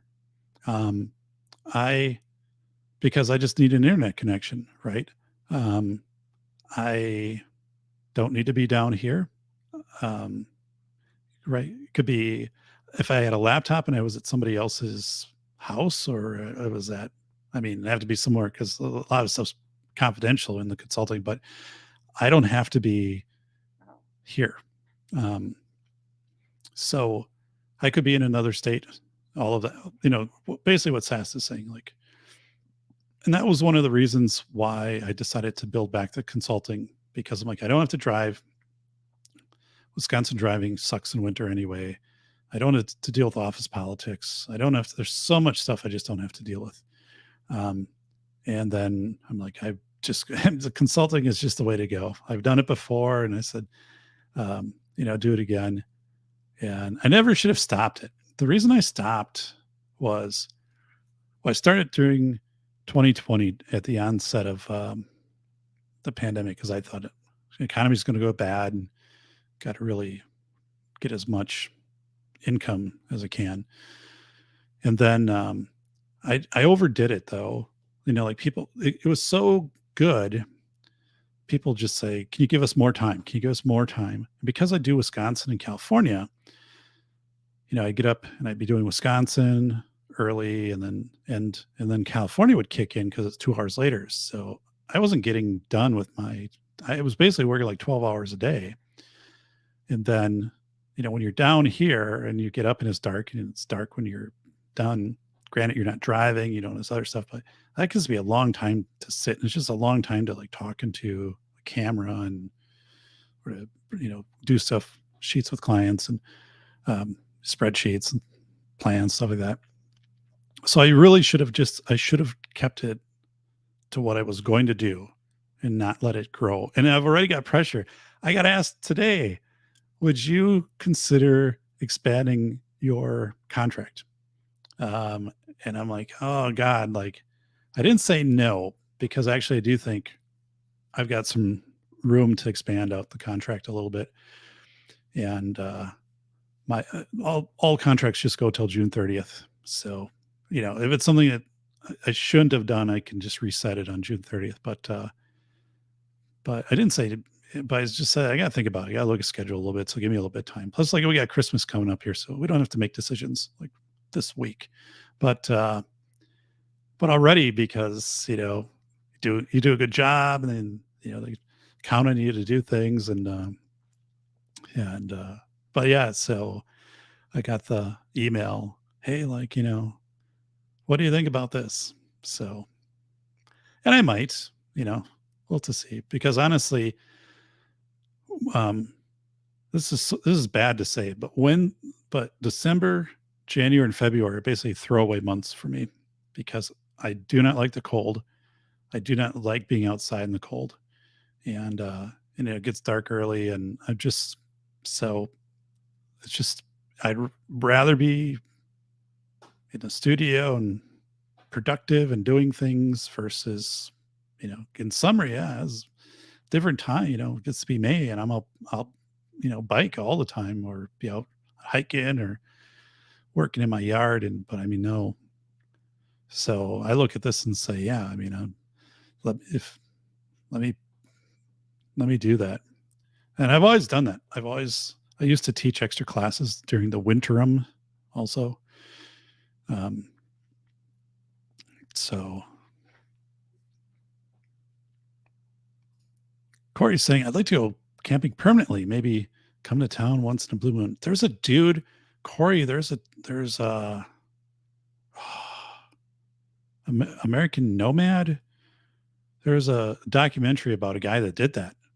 He went to a woods and it's like 10 years ago. And then that's what he does now. He like lives in the woods and then he comes out and he works for like a month a year somewhere. He like goes back in the woods. He's not like a hippie or he's like, he's really not, and I wouldn't even say like a survivalist. I don't know how to describe it. I wish I knew like the video or something, but I took pics of everything before I sold it. That's cool. That's a good idea. Yeah, that's a really good idea, Sast. This is good conversation because these are the types of things I think that help what's important and what's not, and especially, and the thing is, like right now we're at this phase of not phase, but we're in a real situation where for thousands of people doing these hardship withdrawals out of 401ks, it's necessity there to just get by. But this is Ron Wayne. Took your advice, Doc. Found me ultra nice wool and cashmere top coated. Goodwill, brand new. Oh my God. Good for you, buddy. Good for you. I was going to stop at Goodwill today. And I don't know why I didn't. Maybe I'll have to stop there tomorrow. We have a great Goodwill in our town. But I will stop at Goodwill periodically and then I just check out everything. I basically just go throughout the whole store because, maybe there's something in electronics or, maybe, somebody had, whatever it is, like there might be something I have an interest in, but I'm always trying on sport coats. I go through the 44 reg section and then, I'm going through dress shirts too. And, so if it fits and it's good, I'll take it. So yeah, that is really a smart thing to do. So no, I think we're right on. This is this is sensible, Sass, because I think where the 401k topic branches into this really well is I think there's this selling of a future to people, and not that there isn't a future, there is obviously, but I think the 401k approach, so the 401k approach is becoming more aggressive and telling people, got to put this and this and this and this away. And people are like, they have to do necessities for one, but, okay. So you're putting money away for when you're 70, when you want a motorcycle now, or you want to take a trip to New Orleans for Mardi Gras right now, you want to do it now. You want to do some of these things. Not that you're, going to go out and spend $10,000 at a casino on a weekend or something like that. But the thing is, right? Like the future's never given, and granted, there should be some part, I believe, where you're putting money away for the future. But I don't necessarily know if that's a 401k or just saving on your own or saving in property. You're buying property and maybe you'll sell property or you'll take a loan against the property at some point. But the thing of delaying things that are going to make you happy, again, like a motorcycle or a certain trip or something like that, I think is really dangerous and short-sighted. And again, like I said, I had a relative who just, said, Dave, this was my plan. I was going to, I worked multiple jobs, saved and, put off taking, trips and, doing these types of things. And now, I have cancer, and that's what they said. And they weren't around long and never got to do any of those things. And just the reality is, I mean, when you're older, are you going to want to do those things? I guess the one thing, if you live in the villages and it's a golf cart, you're right there and doing all that in Florida. But I don't know. The older I get, now I'm 51. I'm looking at this stuff saying, if I want something, I'm going to get it now. And actually, like the concrete next to my garage, like, there's part of that had to be done. And another part was, I want this concrete slab. I want this work area for my bike. I want to be able to have this area of, outlets on the side of the garage there, and I can set up my bike stand, and I'm like, it's out of the way. And if any vehicles on the driveway, I'm like, I enjoy working on it, and damn it, I'm going to do it. And, I'm going to get a nicer bike stand because that's cathartic. It's therapeutic. I enjoy that. So I'm going to do it. But yeah, I love my wool coat. And I can wear wool when it's even like 50 degrees out. Wool just regulates so well. So good deal, man. Good deal. Yeah. And the thing is, like at Goodwill's right now, at least I think like the formal dress clothes are really abundant right now. And obviously because we've shifted away from that environment in the last 2-3 years. So people are getting rid of it, or again, people, die and wardrobes get donated. And, so it's more of a formal wardrobe. And so, and you can try it on, and there's no shame in my game. Like I said, my PBS presentations, I paid $30 for Oscar De La Renta sport coat that I wore the same sport coat in both of those. And usually when I do the safety doc, I wear my $7 sport coat that I got at Goodwill. So I'm all happy about that stuff. That is all good.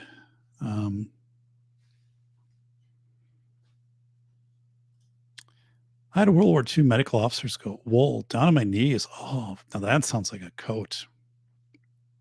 Yeah, I need like a coat, like a spring and fall trench coat. This one comes down past my knees. I'll be ready when oh God, Ron, that is awesome. You lucky dog, you. I mean, that is good. Man, I'm envious of that. You landed a great deal. Don't think I'll ever live in a cold climate again. I would advise you to never move to a cold climate. Don't do it, Sast. Do not do it, man. Yeah, I'm very open of saying I would never have stayed here. Family likes it here, but I, kind of like Aaron Clary's reconnaissance man. Yeah, when you're young, it's probably best. I mean, you could do this at any time in life, I guess, but get out there and see what places are like, and then also figure out what you want to do. So like, hey, like I like summer things, for me. I like biking. So where can I go and bike and hike for 10 months of the year? I mean, that's kind of what I should have based my stuff. How about the heat? Does the heat bother you? Not really. The hottest days of the year, I'm out doing stuff. I honestly am never inside saying, "Oh my God, it's too hot outside for me." If it's hot, I'm talking 90s, I'm outside and I'm loving it. So that should have been a big indicator to me of like, well, maybe you want to go to school, or maybe you want to take a job and, whatever. So anyway, it gets harder to do that the older you get. But then the older you get, maybe it gets reverses, gets a little bit easier to do that. I don't know. Sass moved to Florida last February. It was 10 degrees the day he left. Oh my God. Yeah. Well, I remember when we drove to Disney, to Disney in Orlando in 2017, when I left here, big snow piles, and it was a cold day, and we got down there and every day was 80. And I just thought, holy smokes, like this is so much better than when I did spring break in college. My roommate Craig and I went to Little Rock, Arkansas. I don't know why, but and then again the same thing, going from 20 degrees to like 70, and I'm like, but it sucked, man. Winter sucks. The older I get, the absolute it's not incremental. It's sharply less that I appreciate the cold weather. Do not at all like the cold weather. And it does put me in a bad mood. So I'm pretty good through like Halloween because I like Halloween. But then, like I said, December, January, February, no. And March usually is not great. There's still snow, but there's, more daylight. And then it usually takes till April for things to start kind of clicking around here. But actually, we had a cold April this year. So then I'm kind of like packing everything into like 6 months of crazy biking. And like, as I said, like when I get done with biking, like take a picture of me in September, and that picture, I'm fit, I'm tan, everything. And then like, it just kind of resets and I have to like work my way back to that every single year. So Mike McClune took me a nap and recharged. Good. I was sleepy this afternoon. I had one of those things where, when you're falling asleep, but you're in between sleep and wake, but so you're trying to like get yourself to wake up, but you can't, but you're still conscious. Like I had that happen today. It's not a good thing. So like, whoa. Tax deferred does not mean you will not pay. No. So that's also a thing. So like our bank was really pushing 3 and 5 year annuities at like 6%. No fee, although like big penalty if you take it out early, but everything's deferred until when it matures. And they were like 3 or 5 years. And I'm like, well, the deal is like, I can get a CD for 5% and that's much more liquid. For 1% more, it's not worth it to me. And tax deferred is actually not good on the way that we do our finances. Meaning, like if we suddenly had 1 year where we had a bigger chunk of taxable income, it kind of throws off the whole formula of how things operate here at the North Star Recording Studio. So I was trying to explain that to the bank. I'm like, no, I don't want this. This is a great deal. It's really, so yeah, at the certain circumstances, it's not a bad deal. It's not a good deal for me now. Like this would actually end up costing me money if I did things this way, because it's going to, mess with a tax bracket or something a couple of years down the road. So 401k plans and financial advisors operate on the assumption you'll want to maintain your current lifestyle forever. That's if you're materialistic. I'm not. Yeah, it's good points asked. And I also think they really just don't know what they're doing. I mean, I just don't think I go back to the numerous times when they sit down and they say, over the last 100 years, the market, or over the last 4 bear markets. I'm like, dude, or dudes, but we've never had this level of quantitative easing. We've never had 7 million able-bodied men between the ages of 20 and 35 who choose not to be in the workforce and aren't actively seeking in peacetime. Never happened. We've never had 88% of all trades done through algorithms, so like the frequency of trading has never been this high. Like you used to buy, people or pensions, they would buy a stock and they would hold it for 20 or 30 years. So I'm like, we've never had Hoover Dam down to 1 generator. We've never had, we can keep going down this list. And I'm like, I just don't, where you're saying this is just a cycle that repeats itself. I'm like, I don't believe that's true.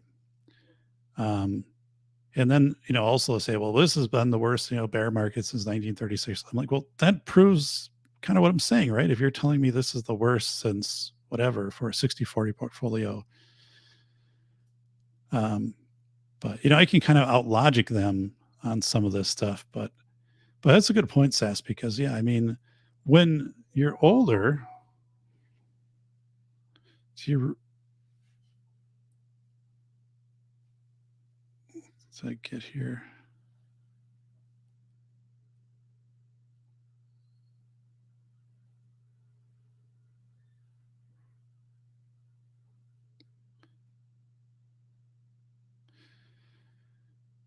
All right.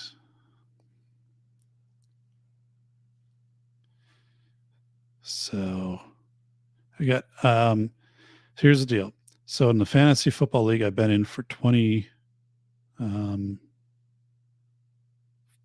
5 years. Same dude since college. I'm 6-7, which doesn't sound good, but I was 2-7. And the game, I just got the score from the Rams and so I got Daniel Carlson, got 3 field goals. That's my kicker. And an extra point. So I got 11 points because one was beyond 50. That's good. So if I win, and the guy ahead of me loses, I'll make the last playoff spot. And last year I made the last playoff spot. Same scenario, and I won the Super Bowl in the league. So, it could happen again. But yeah, so I had met with my financial guy, and then I just said, dude, like, I'm just not happy with this stuff. And, I don't think things are going to get better.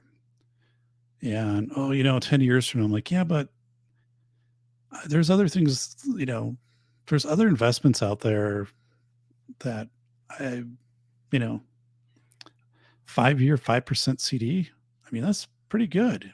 I mean, if the market returns an average of 8% hypothetically, and you have the risk, I don't have risk in a CD that's 5%, 5%. And I don't need I need this to not go down.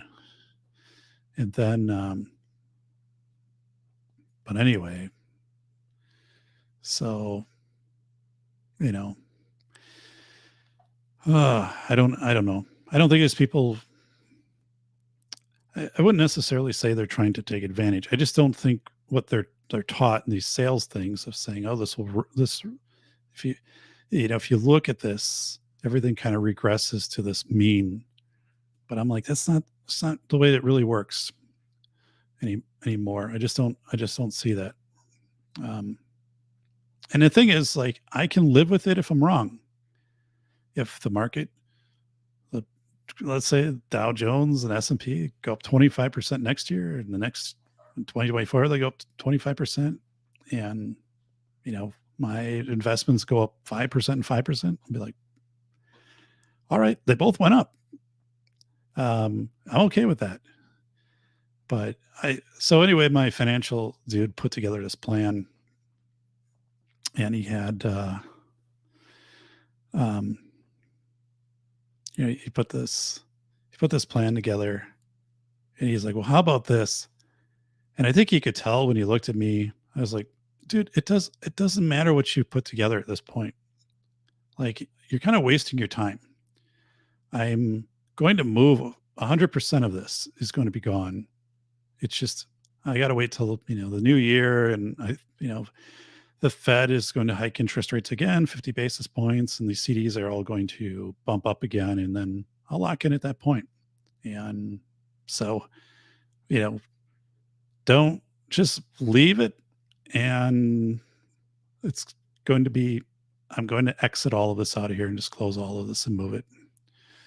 So, but, yeah, I think there's a broken fallacy here, or a fallacy. It's if you only make oh, you only made 2%, you only made 5% or whatever. Like that is a big, as long as you're making money, I think you can, the way to hedge against inflation is if you have something that is appreciating assets such as property or a side hustle, that you're doing, and you can mitigate your own expenses to some extent of what you're spending, like SAST, and stuff like that, your lifestyle. But it's, you can pick up a side gig if you need to. But I think it's these, especially the older you get, if you take these big hits in your 401k and stuff like that, it gets really hard to claw back from that. And what does a financial advisor say? Well, now's the time to get in because it's down and you can cost average. Yeah, but that you're cost averaging at the same time that you need the money to pay for groceries and for your 18% higher electricity bill and your 30% higher rent. It doesn't make sense. And again, if you look and say, how are you getting paid? How is this office getting paid? How is this leather chair that I'm sitting in getting paid? And, I mean, personally, I want a financial advisor who's as thrifty as hell, that is, this very minimal thing and has a repurposed, TV as a computer screen and but I'm just like, and I think there's a point they realize that when they're working with you, like, this guy's going to be gone. I think we've reached that point. And we don't really talk anymore. I'm just like, don't mess up anything, and I'll give you directions after the first of the year on where the stuff is all going. So, one advantage of Chris Cole Canada, my goodness, winds whipping Canada. Look, it's our good friend Ron Wayne, who's 1/8 Canadian, 3/8 Bat, 4/8 Kentuckian. So, wow, man. So it's crazy. Hand-me-downs. That's where I got all my stuff. So nothing wrong with that at all. Nothing wrong. So, oh no, Solitude Surfer. Oh no. So I had fun Monday on the show with Lee Jarvis. And when I leveled the audio on that, the audio at the mic was a minus 13.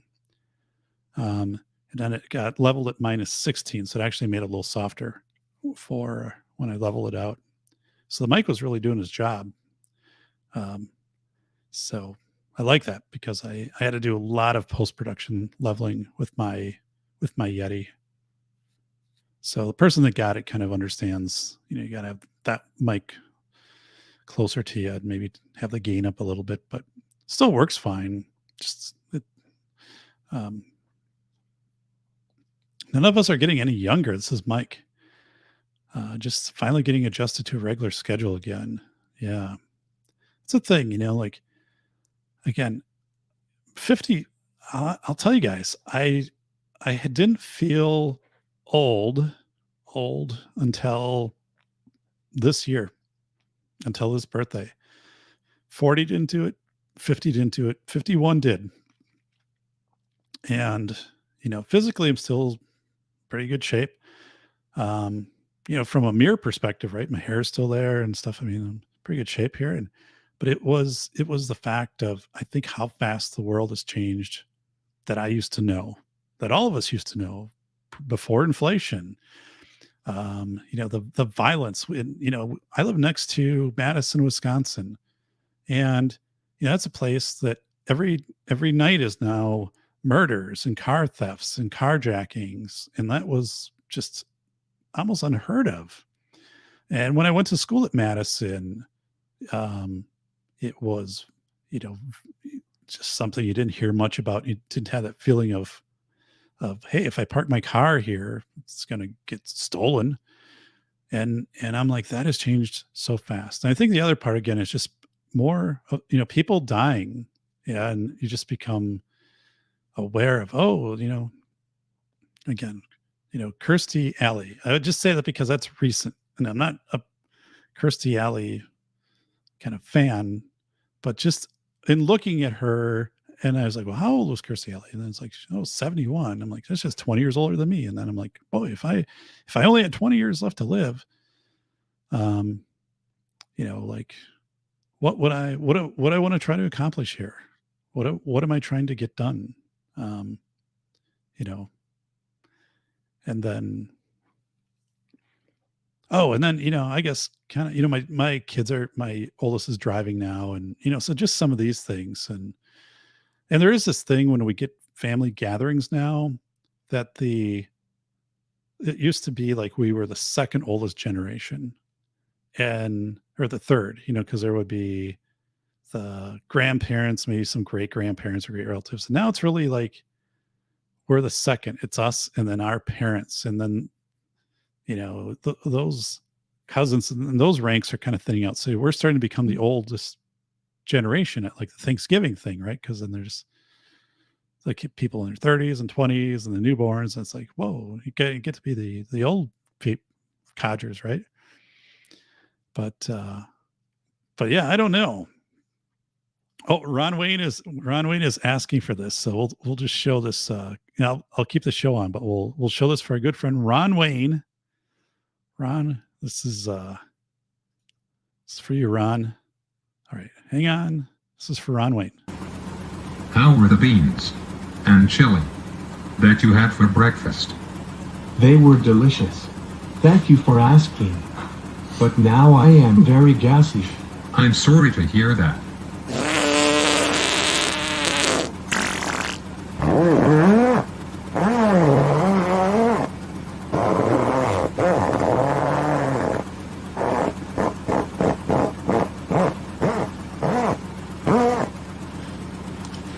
Who let the frogs out? Pew, that stinks very bad. I have to open the window. Oh no, my cap flew off and it was sucked into the engine.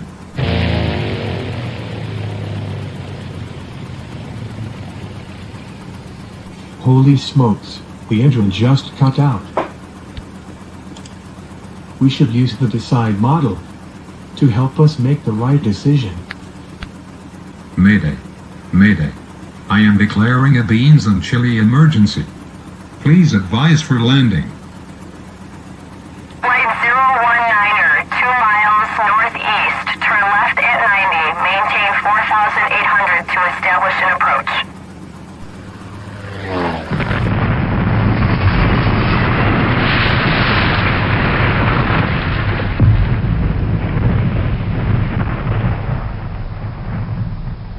Engine 5, dispatch. Pockets of fire all around.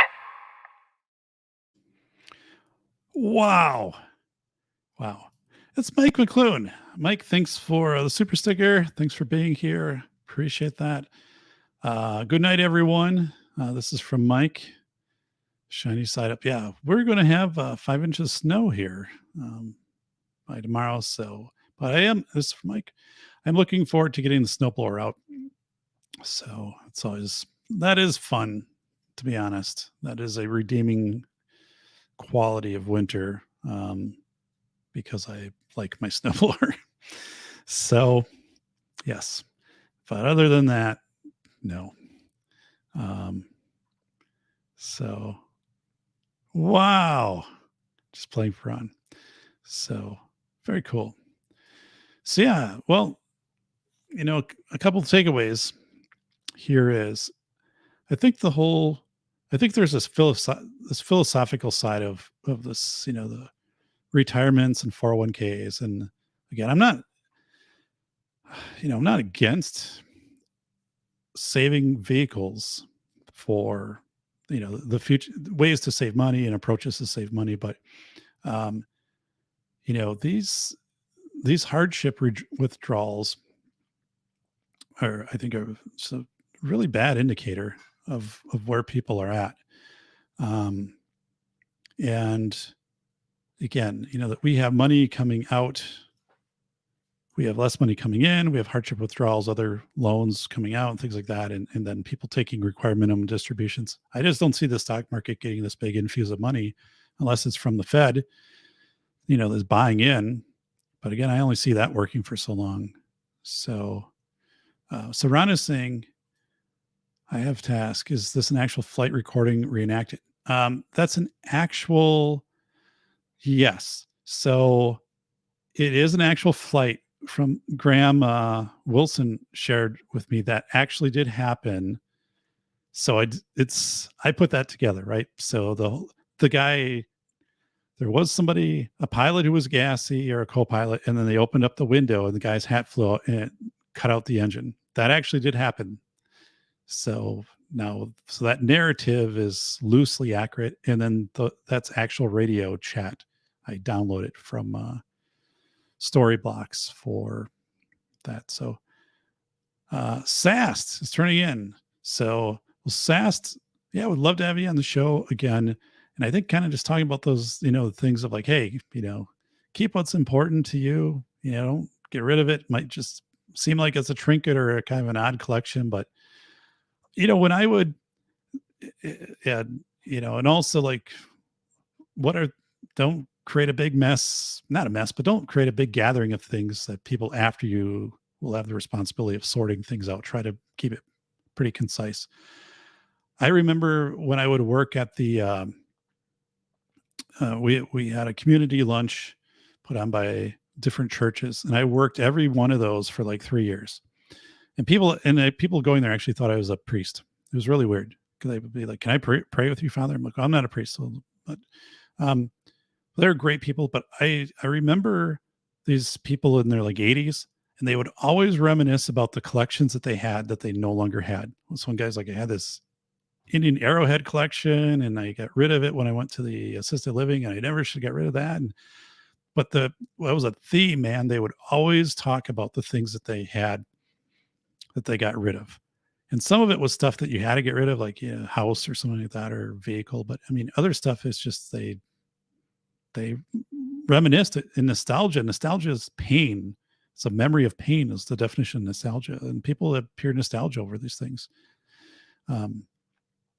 So yeah, I don't know. We're all screwed, says Sunflowers. It's the world gave up on humanity. It's really strange right now. It again, and I talk to people that are older than I am, right? I talk to the old timers in their 80s, and they'll be like, "Yeah, I don't remember anything like this." And I'm like 51, and I'd be like, "I don't remember anything like this." So, I think it gets twofold then of just what things are so strange, but yet, we have people taking out these hardship things out of 401ks, and these states are sitting on these.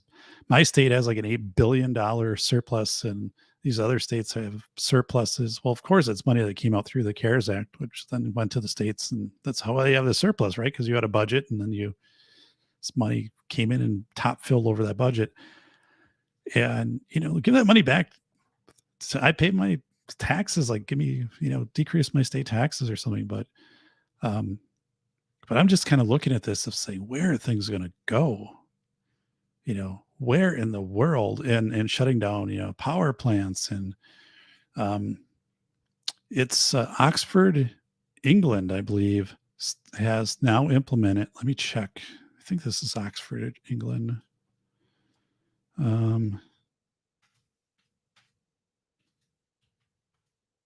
Vehicle. Yes. So Oxford in British Columbia, in England, Oxfordshire. I don't want to accept this. Jeez. Okay. So Oxfordshire, England is now you can drive for 15 minutes. In the city council has passed this. You have 15 minutes to be in the city. You guys might have heard about this, but they're calling it a traffic reduction system, but the critics of this are saying this is really the first form of a climate lockdown. And the people there are saying, the car owners and stuff, they're saying this is pretty crazy, right? Because they're tracking your vehicle. And if you're in one place, if you're more than 15 minutes in the city, and the people that owns businesses in the city, they're like, got to be kidding. Like you're not going to have people come down and try to like shop downtown. All that. No, you got 15 minutes. And this actually passed. And the city has said that it is monitoring all movements. I'm reading this, and it's the decision's been made. So they have license plate recognition scanners. They currently do not have physical scanners, but yeah, you'll be fined, and then they'll take your vehicle after that. Disabled drivers and emergency responders are exempt. So yeah, this is crazy. Wow. So, wow. This is just, but so, I mean, just these things where, because it doesn't get pushed or no one pushes back on it, I think things are just going crazy. So I have another friend who lives in Santa Barbara and was telling me that the amount of homeless people in Santa Barbara is unlike anything he's seen. He's lived there for like 40 years. And now actually being bussed in from Los Angeles, just dropped off in Santa Barbara. But yeah, I really just think it's crazy. So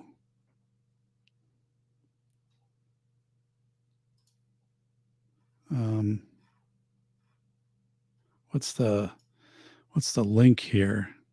Oh, Nomad. Okay. The Nomad. Wow. This whole thing too with the power grills, or not the power grills. Ad just came up as I tried to get back into it, and it's a grill. But the power substation, attacks, right? Because it's now been at least three states that this has happened in, and like that type of stuff is going really wild. And in addition to that, I think I was watching, one show, and they said, what's preventing a group of going out with chainsaws and trying to do a coordinated attack in 5 minutes on power poles, right? Because there's 100 million wooden power poles or utility poles in the US. And I just thought of them like, holy smokes, I didn't think about that, but right? Like that's, so it's really terrifying to just see this rapid deterioration of things. So, so anyway, I guess that's where I started to feel old, because I think there's some indicate, like when I was researching for the velocity of information, when the world around you changes to where parts of it become unrecognizable, that gives you a sense of significant time passing. And I think we're seeing that right now. I think a lot of people probably feel old. I think even if you're 30, you might feel old. But oh my God, Jim, did I miss intermission? So, wow. You did not miss intermission. So, but yeah. Corey's going to call in. I think I got to call tonight too. I've got consulting tomorrow. It's kind of a regular thing now. So when I do the shows, I'm probably going to need to either start a little earlier, like 7:30, and try to end by 10 or 9:30, because I need to be rested. And also I can't I got to take a little better care of my voice. So now when I did the first 100 podcast, I was like commuting to work and an administrator and stuff like that. So all of it can be done, but I just got to come up with a better plan. Love Doc's intermission. Last time I heard is all right. So guys, I'll do the intermission and I'll come back, and then we'll do a quick wrap up, and then we'll be done. So intermission thanks to Swamp Dogs. So give me a second here to bring it on screen. So, all right. It is cool. If I can find it. All right, here it is. Yum, yum. It's time for a tasty and refreshing snack.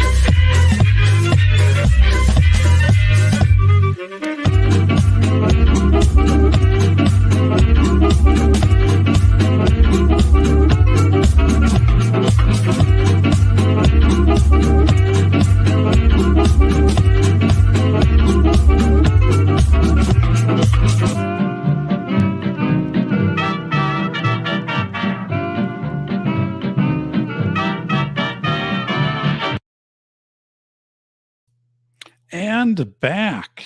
Look at that, everybody. So piccolo and a cane. So that is good stuff. Good stuff. So piccolo and a cane. Dun, dun, dun, dun, dun, dun, dun, dun, dun, dun, dun, dun, dun, dun, dun, dun, dun, dun, dun, dun.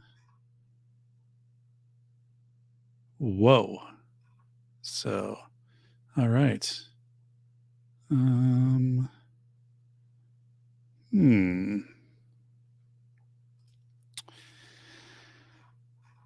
am checking the storm coming in here, so it's definitely on its way. So,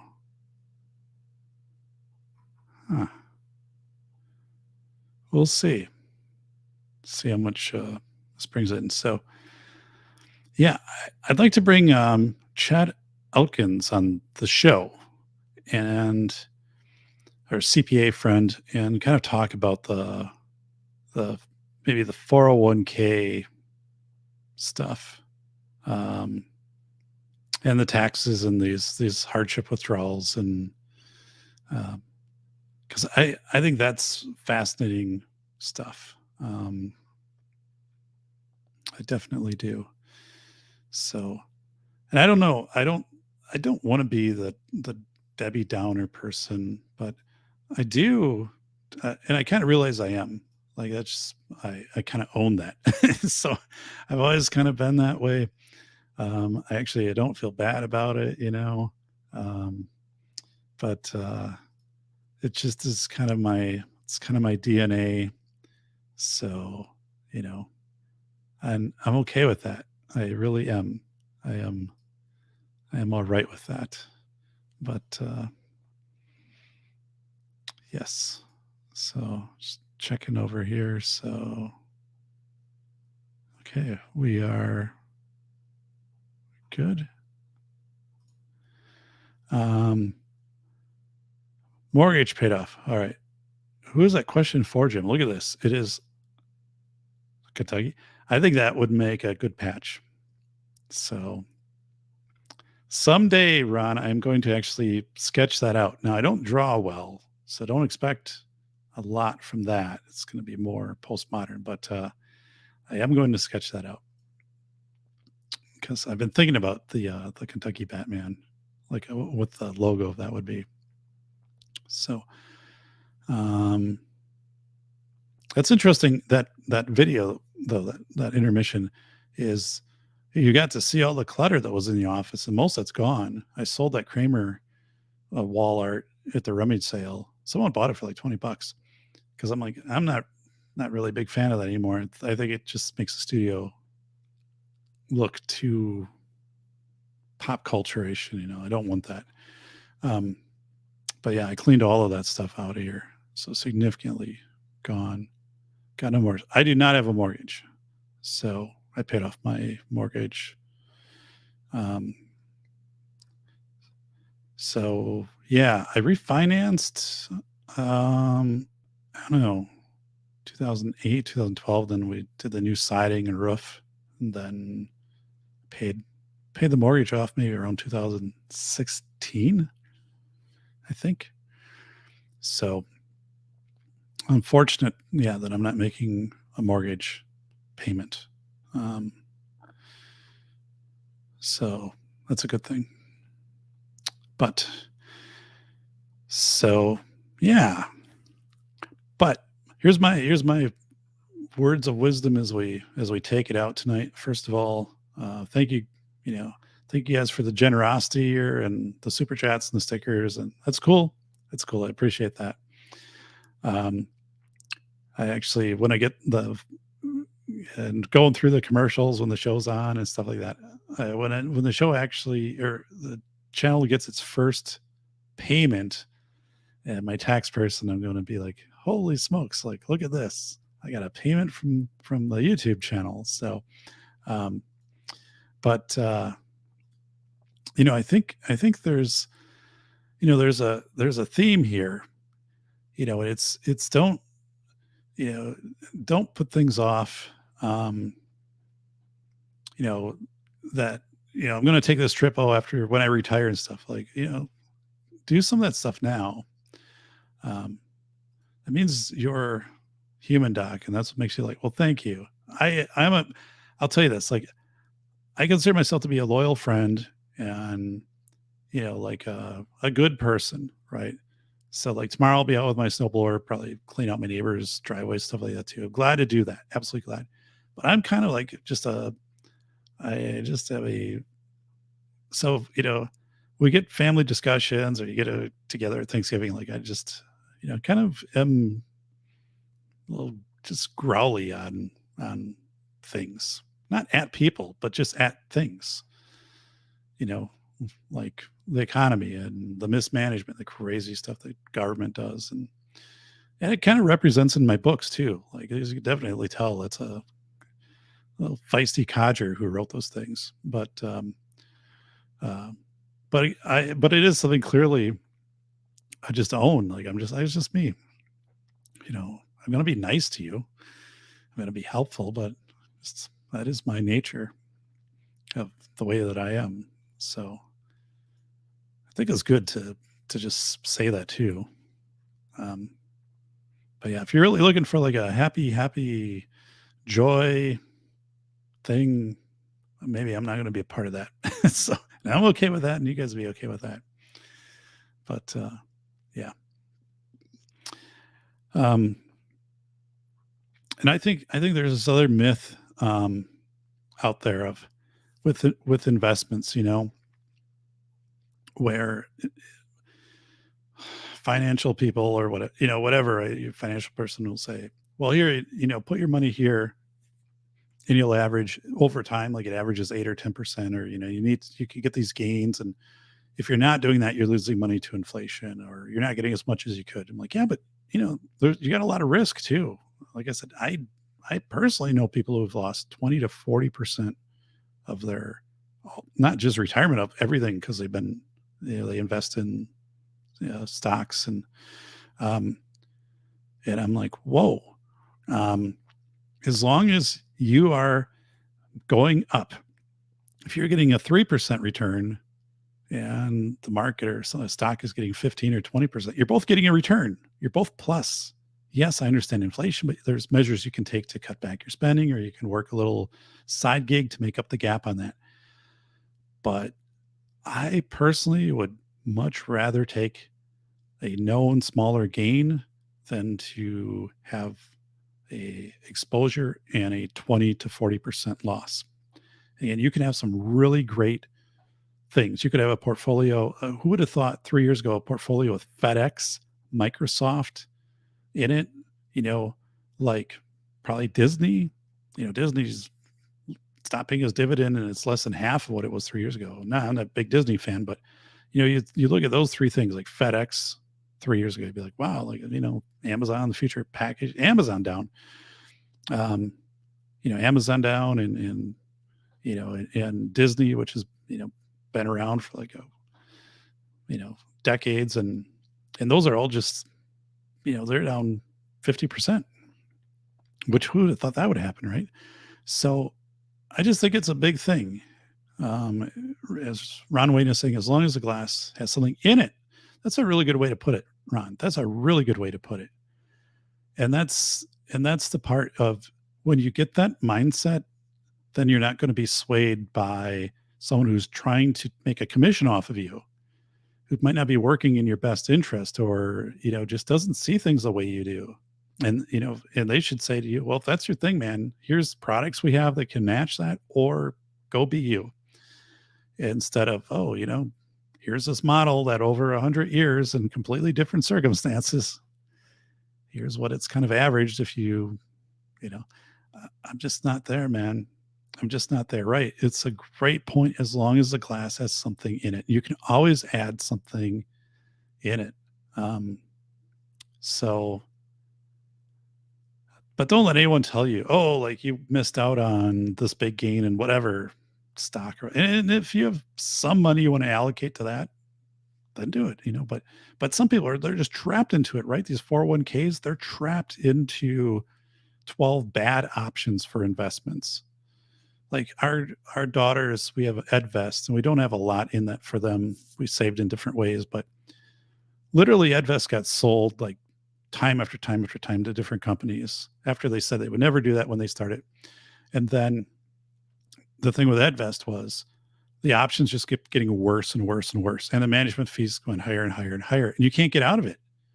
So until the girls, if they go to college, which if they do, then we can take money out for expenses there. But if not, then there's a penalty to get it out. Or, they say, well, then you could transfer it to like another family member or their kids. I'm like, man, that was not a good deal. Like, you got a tax break on it when you took it out, but I wouldn't ever do that again.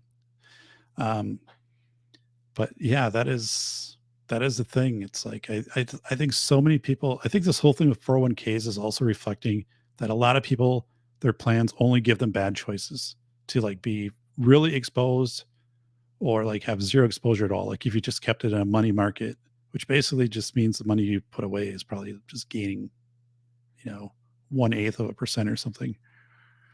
So, they kind of force you to be in these very exposed. I just don't think it's worth it, man. I just absolutely don't think it's worth it. So just my own take. Right.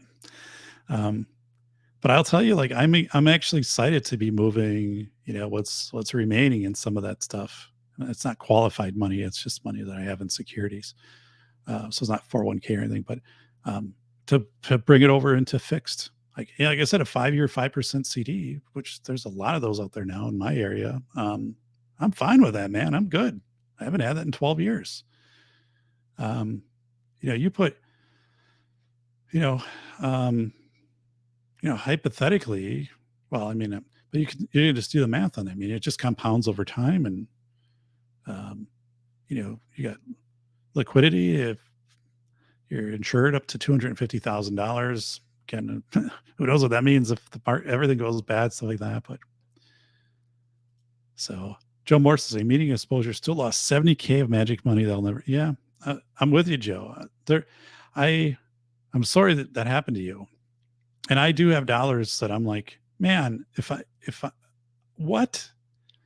And, again, as with you, a medium exposure, and I'm looking at this saying, man, if I had 70K, like, just hand it to me, all the things I could have done with that, that I could actually have enjoyed, or remodel my kitchen and update some things in the house, or all these, it's just gone. Right. Again, you run this by people, you go, if you have $100,000 and you lose 50% in the stock market, how much do you have? Oh, you got $50,000. Okay. Well, how much does it have to go up for you to get your 50,000 back? And they'll say like 50%. Be like, no, because 50% times $50,000 is $75,000. So you have to go up 100% for you to get the money back to just where you were at. So yeah, I mean, if there's parts of it and things like that. There's a part of me, though, I just get sick and tired of the fees. And if I were ever to seriously get back into holding securities, I would hold them strictly like in a Merrill Edge type account or something like that, where it's just me holding it. There's really super minimal fees. You have no advisor stuff in there and all of that stuff. And just, I typically like dividend portfolio stuff, but again, now, I just think the next 5 years, a 5-year CD at 5% is awesome. A 5-year treasury at 5%. You're not paying state and local on it. I mean, those weren't even options half a year ago. I mean, a treasury would pay you 1%. And so now we're in this rare area, and I don't think it's going to be there real long. I think for a year. And then I think interest rates will kind of come back down. But yeah, as Ron said, as long as something's in the glass, right? That's what matters. And I'll never feel bad about not earning as much as I could have with a more exposed portfolio. I've never felt that in the past. I did kind of look back on an AMD stock and say, that's just kind of a quirky thing. I don't really lament that. It doesn't keep me up at night. But I'll tell you, like, there's a real hard reckoning when a conservative portfolio of, securities that should be pretty stable and resilient aren't holding up. And I think it's really just bad. And I'm just like, I don't want to deal with it anymore. Like I said, I can make up a difference between consulting, and I can make the difference between, I can fill in the gaps there. But all right. Well, guys, it has been great. Our good friend Joe, this is for Joe, Sir Joe Morris. Dun, dun, dun. It's Joe Morris. All right, guys, I'm going to hit the hay here. So appreciate everybody. So thank you so much for supporting the show and the channel, and good to see everybody here. So I'm going to take us out. We already did a couple things, so I'll do, let's do a book commercial here. Right. And we'll take us out here with a commercial for The Velocity of Information, the best book of 2022 per the North Star Recording Studio. So appreciate everybody. Take care. I'll be waking up and I'll be going out to the garage and firing up my snowblower. So snowstorm is going to be here about 2 a.m. So yes, good stuff. All right, so let's do that. Hey, got the confetti bomb. Look at this, Joe Morris. Absolutely. Thanks, Ron. Yeah, I think if bring Sasta on I think we should go down this topic a little bit more, because I think this is obviously on a lot of people's minds. It's on my mind, and I think there's value in hearing this, and having all of us kind of contribute to this. So very cool. All right, thanks everyone. As chaos erupts, torrents of conflicting yet urgent messages gush from media outlets. What is the magnitude of the incident, and what should people do to protect themselves? Dr. David P. Perodin teaches you how to prevent mental burnout by observing indicators and building a robust member check network. Reporter James David Dixon of the Detroit News proclaims, the velocity of information will empower its readers. Drawing on current events, history, interviews, and scholarship, the velocity of information is an education in the way people react and adapt to change in this fast-spinning world. Never has it been more important to sift facts and stories for truth and meaning. There are teachable moments on every page. Buy The Velocity of Information, Human Thinking During Chaotic Times. Available from your favorite bookstore or online retailer.